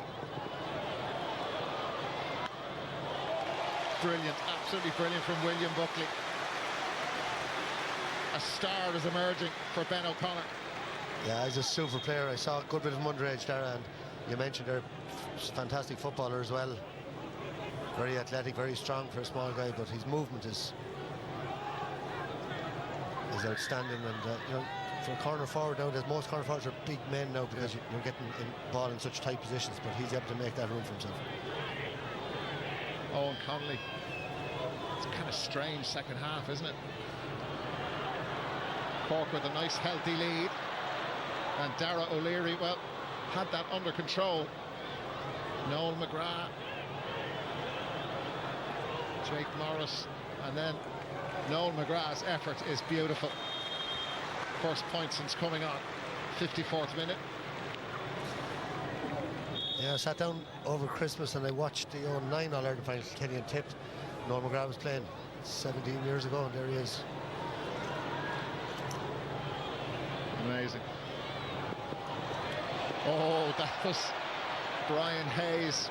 Oh, look at that, he's got space. The Tip defence just parted, and Hayes shortens the stick and fires the ball between the posts. The pace and power there was frightening. Yeah, look at him go. He was probably fouled when he came into him initially, but he played on, he didn't look for the free. Powered through the gap, and look, we saw him last year. He's a tremendous player. And the gap between the two teams is widening. Craig Morgan fouled by Tim O'Mahony.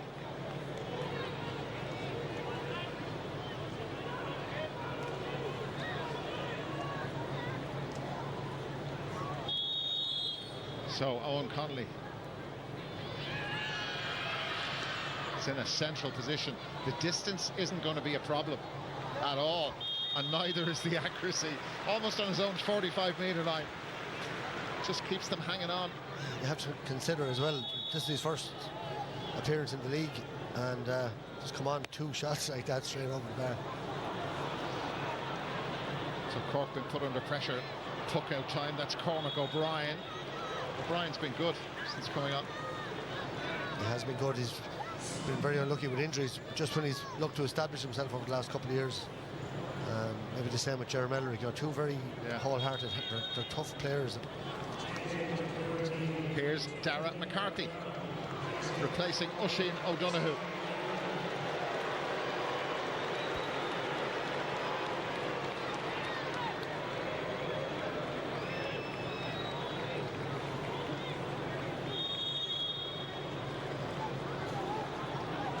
So the hurler of the year and the young hurler of the year on the field, Dara Fitzgibbon.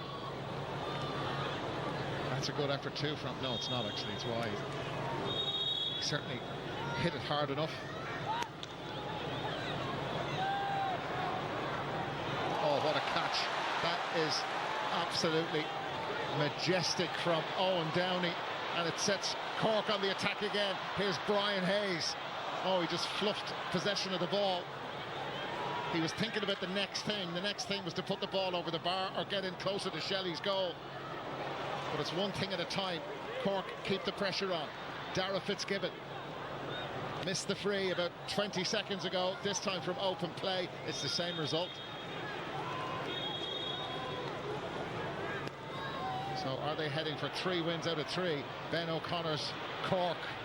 That was Willie Connors, a brilliant block down. Dara Fitzgibbon was right on him. He's got 5. He's missed a couple of, for him, probably handy ones, and missed a couple of frees. But he's been everywhere. This is some catch here. Oh, yeah.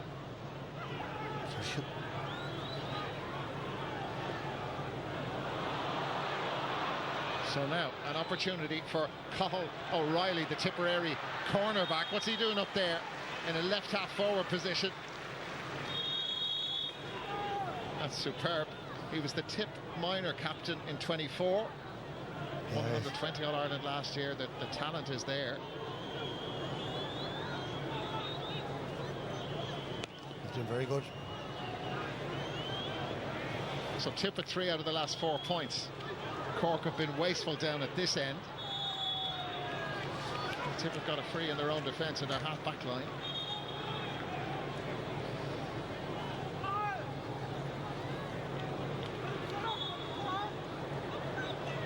It's been a strange second half. It has, Dara. It's been that whatever we call it, melee, I suppose, is the only name for it, has taken the sting out of it. I think both sets of players probably at half-time said that's what he at, you know. It's silly, and picking up suspensions this time of the year, putting maybe a target on your back is not good.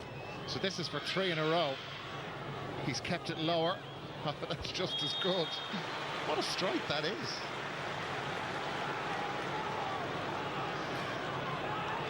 That's something else. So now they were in all sorts of trouble. There's a few from Tipperary after all. They're 5 getting behind minutes them now. ago. Yeah. They're closer now. That's 4 out of the last 5 points in the game for Tipperary. Here is the Cork reply. Dara Fitzgibbon, ball on the stick. Now Fitzgibbon shortens the hurl and over it goes. Yeah, it was tight. Some of the Tip defenders back there thought it was wide. It was tight, but it's a good point. Yeah, beautiful ball by William Buckley down the wing, and Fitzgibbon cut back inside. Flicked it over. I think it was over. We're right behind it here. It was over the bar, no doubt about it. So Cork not pressing that short Tipperary puck out, trusting that those up the field will have any gaps shut. That's come off the left hand. Well, initially off John McGrath, but there was a Cork touch on it to give Tip the line ball. Tim O'Mahony is over a bit close. There's still like an edge. And just, yeah, here we go. You would think that wouldn't happen. Imagine that should be a free in. He didn't back off. He was trying to take the line ball. You have to retreat.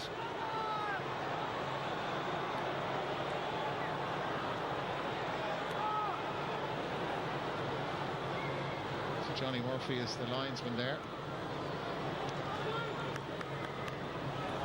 So Tip trying to work something. No goal in the game, and I'm trying to remember when was the closest we've had to a goal-scoring opportunity. There have been a couple. That's a foul against Rob Downey. He was bottled up there. And it's a free in for Tip. I think he was pulled back coming out. You know, he did technically take a few steps, but if you watch it, still that little bit of niggle. I don't think there's any great friendship here. No. No Easter eggs exchanged. No. So now Dara McCarthy going through his routine. The home supporters don't like it, and McCarthy has scored, and Tip just won't go away. 10 minutes left. Now, speaking of goal-scoring threats, Paddy McCormack from Borrisalee, one of the under-20, scored a goal against Offaly. Andrew Ormond is the player to make way. Paddy McCormack's gone into the Tip half-forward line. So just under 10 minutes to go. And it's a 4-point game. That was touched by Hugh O'Connor. And O'Connor is still going, has to go back out to his captain, Dara Fitzgibbon. There's a huge amount of space here. It's all about the accuracy of the pass. Cormac O'Brien up strongly, but O'Brien had too much to do. And here come the All-Ireland champions. A surge up the field. There's Dara McCarthy. He's on Fitzgibbon duty, of course, at the moment with UL. Ball breaks loose. The McGraths tormented Cork in the final last year. Is there a goal-scoring chance for Tip here? No, it's over-carrying a foul, and it's a free out, and that's one of the biggest roars of the night we've heard. It's gone against Conor Stakelum.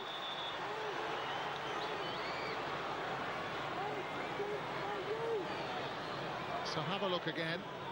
John McGrath won it well. Nice touch off the hurl. Here you go. There's nowhere to go. Yeah, 3 of them around him. Where could you go? The crowd invested in the game again.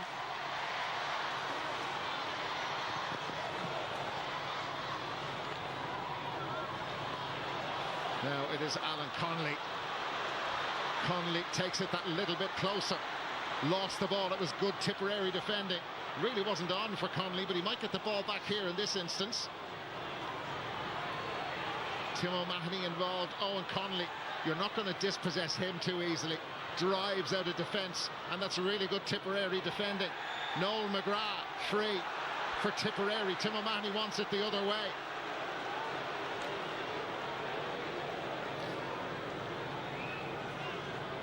You watch Noel McGrath here, he cuts back across. Just that right hand of William Buckley's. There was no need for it. He had him in a bit of trouble there. Good defending there again. Cathal O'Reilly's pacey as well. He got back on Alan Connolly, got into her. It's the Owen Connolly show.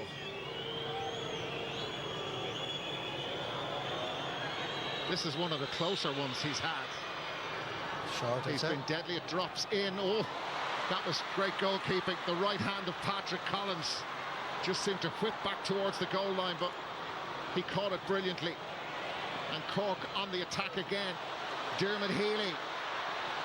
Healy has Brian O'Mara out with him, anxiously looking after that, and the anxious look was because he knew it wasn't going to make it wide. More changes. Robbie O'Flynn for Cork will replace William Buckley. William Buckley had some game. Yeah, I'd be thrilled with that, but look at the subs they're to bring on. You know, this is the difference, and with the top teams, see Tip doing it as well, like bringing in the two McGraths and Darren McCarthy. You see Brian Hayes, Tim O'Mahony, Robbie O'Flynn. You know. For both teams, they have massive impact with their subs benches. Sam O'Farrell. O'Farrell letting that go. They're trying to engineer a goal chance. That's a brilliant take in there, and the referee's called that as a throw. It's the first one we've seen in the game that's gone against Paddy McCormick. It was a great catch by the Borrisalee man. Super catch, just lost his foot in there. Yeah. But that instinct, Michael, you could see him. He wanted to turn and head towards goal. He was unlucky. That's what he does. Cork have gone short with the puck out, and you could hear the from the Cork fans. Robbie O'Flynn into the action. Cormac O'Brien, it wasn't a great pass to him. Here's Jake Morris. That's a foul by Robbie O'Flynn. And Darren McCarthy is in close to this. And he's going to have a go, is he?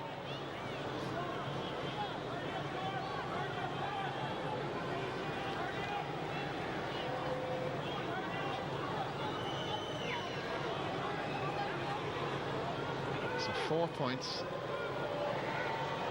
and 5 minutes. Well, this, we know this routine works so well for Darren McCarthy.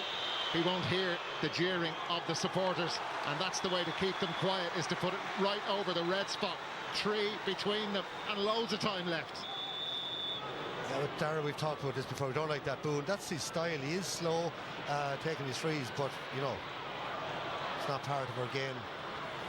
Tip have got 5 out of the last 6 points in the game. Reece Shelley knew that was going wide. So this is, it has been 11 wides for Cork now, by the way.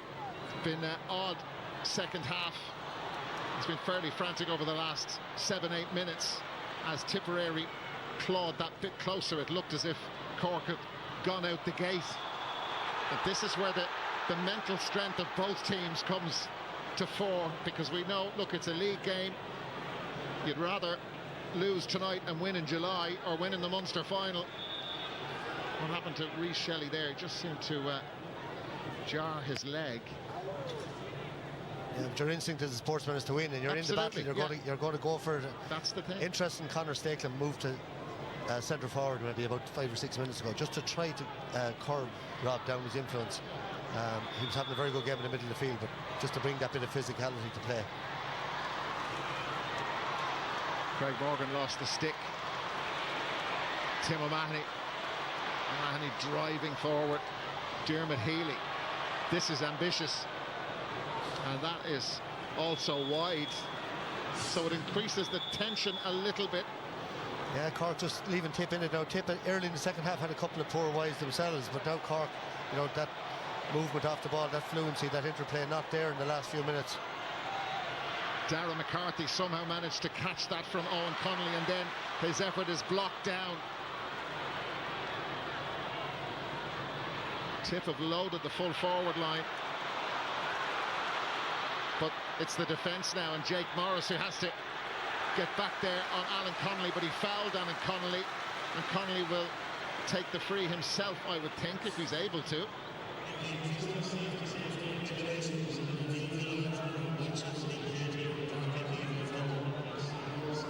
So there's treatment coming in for Alan Connolly. This is what happened.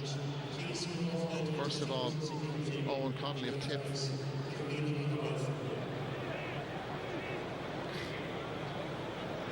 There wasn't a whole lot in that. The power, I think, more the power of Morris, you know, staying with him. Now, there was a flick in across, maybe that's what the ref saw, but Jake Morris's fitness levels at this stage of the game, working back to field, you know, unbelievable. Allianz League Sunday, all hurling this weekend, and the best of it you can see tomorrow night at 9:35. Yeah, you see where the free's been taken from. That's it was the original. It was Owen Connolly. Craig Morgan. It's been brought back out. It wasn't Jake Morris. The ref had given him an advantage before that. He's brought it back. It's the initial tackle on the line. So Darragh Fitzgibbon taking the free. They haven't scored in 10 minutes, and Fitzgibbon has brought that particular run to an end. Actually, the scores for both teams dried up in the last 9 minutes. Tip with just 2 points from the 60th minute, and that free from Fitzgibbon, which, well, will it steady them down? Will it settle them down? We'll see. It's a 4-point lead. Tip still after this goal. Brian O'Mara letting that fly. Everything has to go over for them here, and that is wide. He has a free, though. Yeah, free in. Sorry, advantage being played by Liam Gordon. So it was a shot to nothing. And Mr. Connolly's back. He was trying to get a few yards in it. You wouldn't blame him.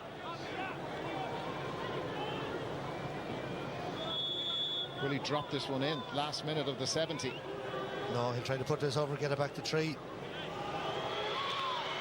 So Connolly drilling that in. Yeah, he did. They're like missiles, aren't they? And he's unbelievably good at them. So now they need the ball for the puck out. 3 points. There have been 3 or 4 minutes. There's been 6 or 7 substitutions, or at least maybe more in the second half. Patrick Collins.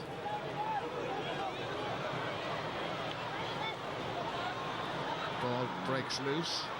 Owen Downey, 4 minutes is what the board says. And now there's a foot race, which Alan Connolly has won, with Craig Morgan behind him. Morgan trying to hold up the Cork attacker.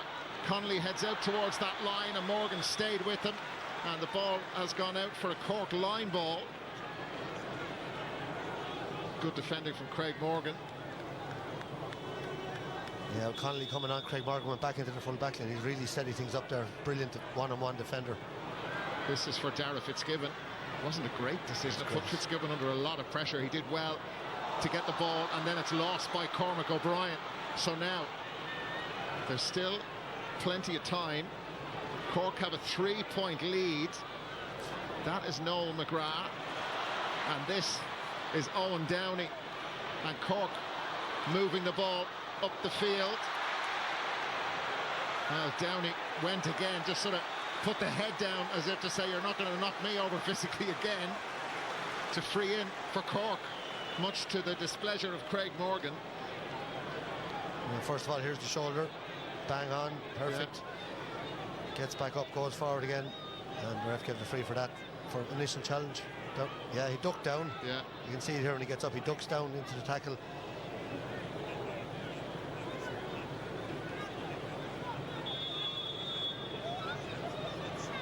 Alan Connolly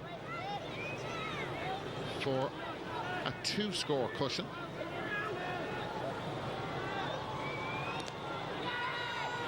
Connolly loves that. Should be enough. 26-22, and 2 minutes left.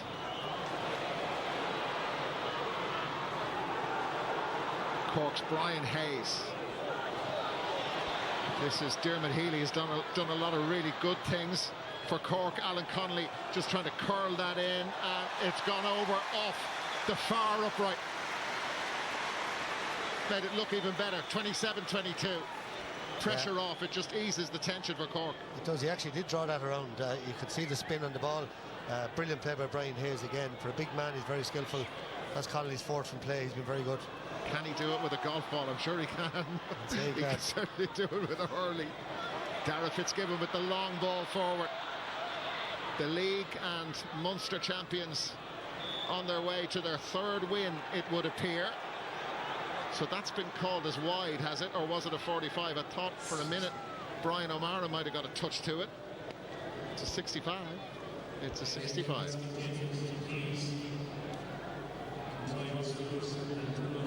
It's a rare enough thing. Actually, it's the first one in the game. Yeah. Oh, and they've gone short with it. Tim O'Mahony on the end of it, and O'Mahony wasn't been marked. And from 65 metres away, albeit a better angle, more central, he makes it a 6-point game, and they've got the last 3 in a row, and they're on their way.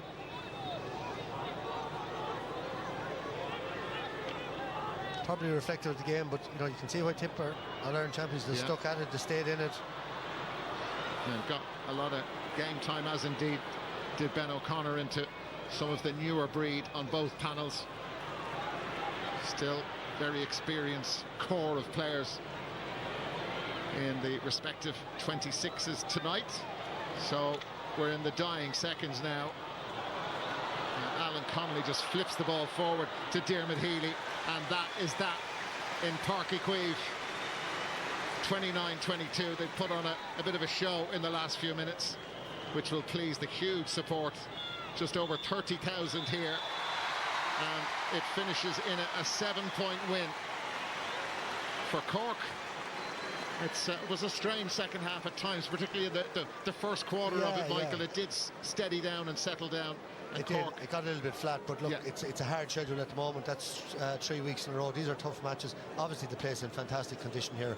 But I think what will please Ben O'Connor most is his forward line. Now, they got 18 points from play, faded out for a few minutes, but a lot of great movement, throwing the ball around, like we saw Darragh Fitzgibbon, Shane Barrett when he was on had 2 points, 3 from Diarmuid Healy, 5 or 6 from Fitzgibbon, 3 from play from Buckley, and 4 from play from Connolly. So I think that'll really please them. And I think Tip put in a good solid effort. Didn't, came with 8 or 9 of the All-Ireland team, brought in a couple of other lads, but they have 2 wins out of 3. Cork now have 3 out of 3. They're both safe, and I think they'll all be happy enough with the even. And the red cards will be a talking point. Will they be overturned? I think they were very, from what we could see, Jason Ford, little shoulder in the back. Shouldn't do it, but harmless.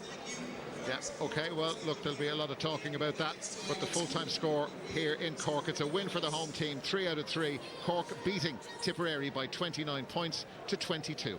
Thanks very much, Mick, and Dara as well. 7-point win here for Cork. Yet another league win unbeaten for the Rebels. They're getting very, very used to that now as well. Liam and Donal Logue, just your general thoughts from that game, Donal Logue. Yeah, I think it'll be remembered for the audience than by the audience for a long time. There was a touch of phony war about it, I'd have to say. Yeah. The whole lot of it.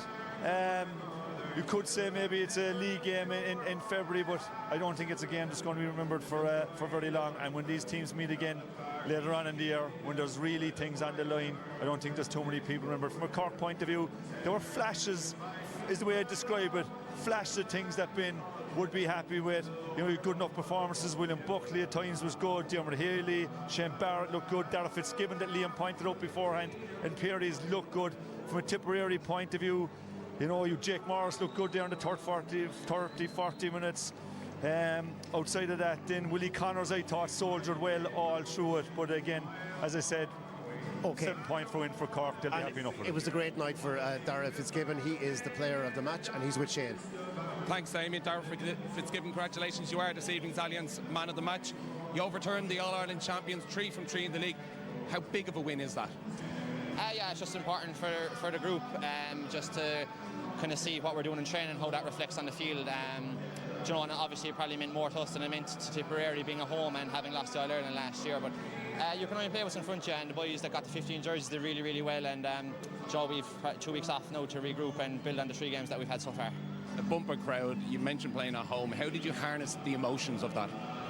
It's unbelievable. I think everybody here would dream to be playing down in Páirc Chaoimh and with 30,000 people. I think every young lad in Cork is going home dreaming of doing that someday. So it's such a privilege to be able to be here.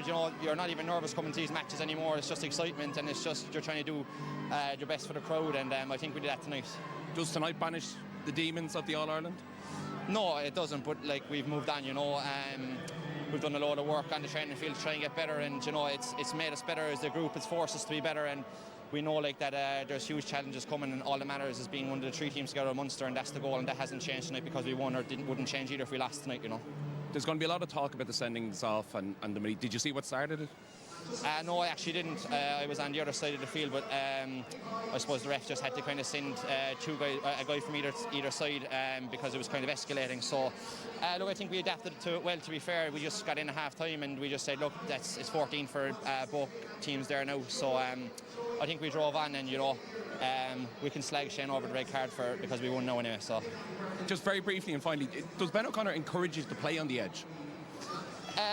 Like within like I think what every other manager is doing, you know, and like you have to have a bit of fight and a bit of edge, because if you don't, you know, teams you're not gonna win. So I think there's a bit much being made out of it in the media. You know, he's a top class guy, and he's just basically relaying the same message that Pat Ryan and Kieran Kingston did before, you know, and you know, if we're not on it, you won't win any of these big games. So that's what he's kind of relaying to us. Well done tonight. Thank you very much. Cheers. Thank you. Thanks very much, Dara, and thanks very much, Shane. Rob Downey's with us. Rob, congratulations. It's February, it's early in the year, but would you just give us tonight's context from your perspective of this game and where it lies maybe with the work you've done so far, and also what's to come in the weeks ahead? Yeah, look, it was obviously, look, anytime you play Tipperary, it's going to be a tough game, and that's exactly what we got. We knew that during the week that we were going to be in for a right battle, and that's what it was there. Look, as you say, it is only the second week in February, so, you know, both teams are down bodies and stuff like that. So, really, this time of the year, it's just about attitude and work rate, and you see that there, both teams brought it, and we were just lucky enough there to come out the right side of things. We're just chatting away pre-match about the good work being done by Pat and the previous management, and since Ben and his team came in then, Rob, what's the message been in terms of tweaks or approach? What's it like working with Ben? He's a proven manager, a proven player as well. Yeah, he is. Look, sure, I mean, everybody in Cork has fierce respect for Ben for what he's done as a player. But no, look, to be honest with you, there hasn't been a whole lot of tweaking and changing and stuff like that there. Just, you know, they want the game to be played at a high tempo and a fast pace and play on the front foot. That's kind of the way we always try and play. Again, look, it's very early days, so you have fellas just coming back from college and stuff like that, so it's hard to get every fella on the pitch and start working on a game plan. But as the weeks go on now, and as the ground starts getting a bit harder and stuff like that, you know, you'll see a bit more of that. Pitch was in great condition tonight though as well, wasn't it, Donald? Yeah, speaking about the pitch and the high tempo, Rob, like I was walking out in the field earlier on this evening, there's definitely a different feel to most of the fields you're playing on at the moment. Oh, definitely. Like last week we played in Salt Hill, and in fairness, the sod was lovely up there, but it just cut up a bit. But anytime you come down here, you know, it's a good hard sod, and the big thing about it is the ball bounces through. You know, there's no kind of hop off it or anything like that. In fairness, Colm Daly has the place in pristine order all the time. And yeah, we're very, very lucky to have it. And just on tonight, I mean, I've been very impressed with your half-forward line again tonight. I mean, what's it like marking those boys in training? Because like the pace that they have when they come onto the ball, it's just incredible. Yeah, it's hard. There's a lot of pulling and dragging, I can tell you. I know, they're exceptional, in fairness to them, all of them. And even the boys that came on there, you see Hugh O'Connor and, you know, Duds, who played the whole game. But, you know, for a young fella to show the leadership and the character in him, in fairness, I thought everyone who came on and who started the game were outstanding, so yeah. Rob, how important is this competition just to bring in the young lads, give them game time and get them used to the culture as well? But I suppose for the more established guys then, just to keep their consistency up, because before you know it, the championship does start. It's a very, very quick turnaround. It is, yeah, exactly. It's like it doesn't be long coming around, even the pre-season doesn't be long coming around, and before you know it, you're playing games. And yeah, look, the league isn't to be all and end all, but it's great to be playing games week on week. Against the best teams around. So look, it's a great platform to try find your form and to try new things, as you say there, get some young fellas in and stuff like that. But look, again, we're just delighted to get out the right side of things. Yeah, and just before half time then there was I suppose Melida went on a bit. Was it important for both teams, maybe, I know you can't speak for Tip, but for you guys just to make sure you focused on the task at hand in the second half, that didn't lose any more kind of shape or anything like that? Yeah, exactly. Yeah, look, there wasn't much in it. I didn't see much of it, but I wouldn't even call it a melee. It was just pushing and shoving, to be honest. But yeah, look, there's two fellas got the line, and it probably changed the kind of course of the game. You know, they the spare man, we the spare man. So I don't think the second half would have been a great spectacle, but sure, look, that's the way it goes. And look, as I said, we don't mind once we get out the right side of things. Okay, it's starting to rain, so I'll let you back to the shower, Rob. Thank you so much for your time. Good to see you again. I'll take the microphone off you as well, Rob. And Donal Logue, I suppose that guy, in fairness to him, had a fine, I suppose, a fine settling display tonight in that half-back line. You know, he did very, very well from start to finish, reading the game as well. He's an impressive guy, and you could tell from you there, like, delighted to win, but making no more of it than that. That's it, Damien. These are smart fellas. He's a top-class fella, Rob. Really good hurler, steady, solid, really good on the ball. You can see that in terms of when he's in possession. It was interesting at times there with Tip. He's the one fella you don't want to let him act like a quarterback, because he'll control that whole game. And I can guarantee when Tip are looking at that and they're facing into the championship, they'll definitely see he's one fella that you don't want to leave in that position free with the ball. But do you know one thing that was in my head watching the game there tonight, Damien, and there'll be more talk now about a lot of stuff there. I think pulling and dragging still is one of the biggest challenges that we have in the game. I think that's the cause of so much, that for some reason the GA refused to deal with the tackle issue 10 years ago, and now what you're seeing is all this pulling and dragging and so on, etc., etc. There was a load of it going on there tonight. And you mean players then being punished for overcarrying instead? I think there's other things then being raised, like said the hand pass, which hopefully any fella that's on about the hand pass should look at what we showed from Jason Ford. Anybody who doesn't really follow the game of hurling, and maybe some, which they do, have inputs into decisions on hurling, they should be shown that. Show it to them 100 times. If they don't understand it then at that stage, show it to them 1,000 times. But I think that's one of the biggest issues that we have in the game, that whole pulling and dragging that's being allowed. Right, we'll take a break and we'll continue our chat when we come back, a few months' time.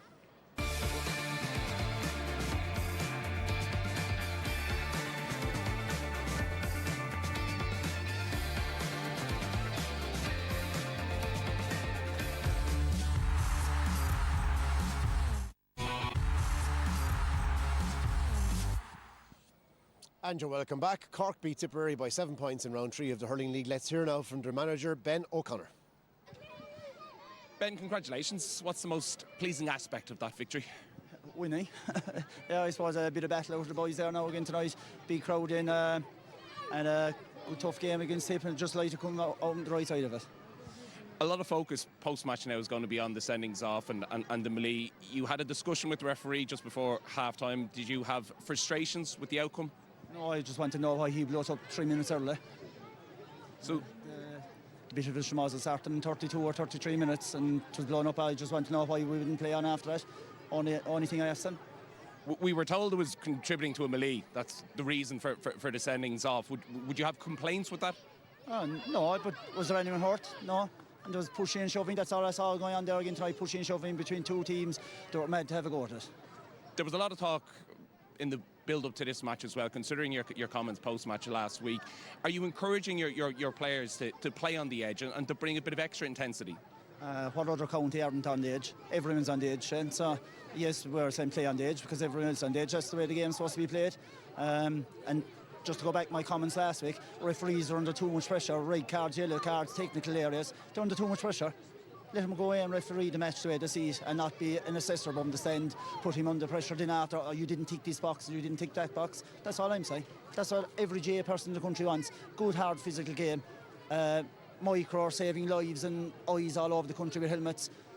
We're supposed to be playing the fastest field game in the world.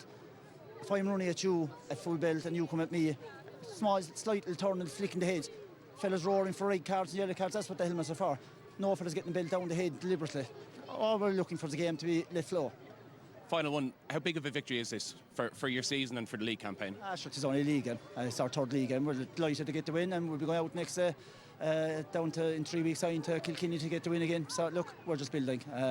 It's great now that we've 3 weeks off and we don't have to worry about being beaten tonight. We'll have to go out and win, so all good. Gentlemen, well done tonight. Ben O'Connor, straight as a die, Liam Sheedy. Yeah, straight as a die. You know, what you see is what you get, and you have to say he's building a big panel, a big squad, and he'll really be happy with tonight. And you know, no messing, just get in and do your job. And you know, I thought some of the players might have switched off a little bit as soon as they were out. You come, no handshake, no nothing. To show you're next up. You know, so he's building a really strong culture of winning and energy and on the edge. Tip tonight. Yeah, Tip tonight. I mean, they hung in there. You know, like they went 7 points down on 54 minutes. With a few minutes left, they had it back to 3. So Liam will be delighted with that. Owen Connolly came on. I mean, he's long-range striking. I mean, that's a real, you know, a gift that he has. You know, 4 points from those frees, from long-range frees. And I thought you hung in. Yeah, you know, as I said, they're probably not as far down the road. But Liam Cahill will know going up the road to Tip today that those boys went to the end, and he knows he's got a strong panel and he's building a strong team around him for 2026. Don't look, when Ben does look back at the tape of this, a couple of goal chances that could have been maybe taken a bit more aggressively, and then a few loose passes, wasted possession. Would you agree with that? Maybe at the end there was a couple of chances that Cork could have went for goals. Now they were 6 or 7 points up. They were trying to probably see out the game. I definitely think he'll see that there was opportunities there. He'll be happy though. He'll be happy with William Buckley. I thought himself and Cathal O'Reilly was a great battle to watch there. And I think definitely going away, William will be there. But I think overall, it's the start of February. It's a league game. I think there was enough there tonight for enough entertainment. You'd also say, but it won't be a remembered game. You could hear. But you'd also have to be happy with Darragh O'Leary. I mean, that was his third stint. I thought he was very, very good. Like Patrick Collins had no shot really to save. Willie had a half chance, but I thought defensively, Owen Downey went to the wing. He struck 2 really good points. So I think he'd be very happy. While they struck 29 points, I think defensively they look very solid, and Patrick Collins wasn't tested the whole night. Okay, we'll take a look at the league table now and see how the overall lay of the land is, because Cork are motoring very, very well. It's still only February, but 3 wins there. Tipperary just behind them on 2. Kilkenny Meath tomorrow, they play Limerick, and Waterford will be looking to make it 2 wins on the hop. They play Offaly. So tonight, 7-point victory for Cork. From myself, Donal Logan, Lean, good night. Hope you enjoyed it. We'll see you soon again, please God.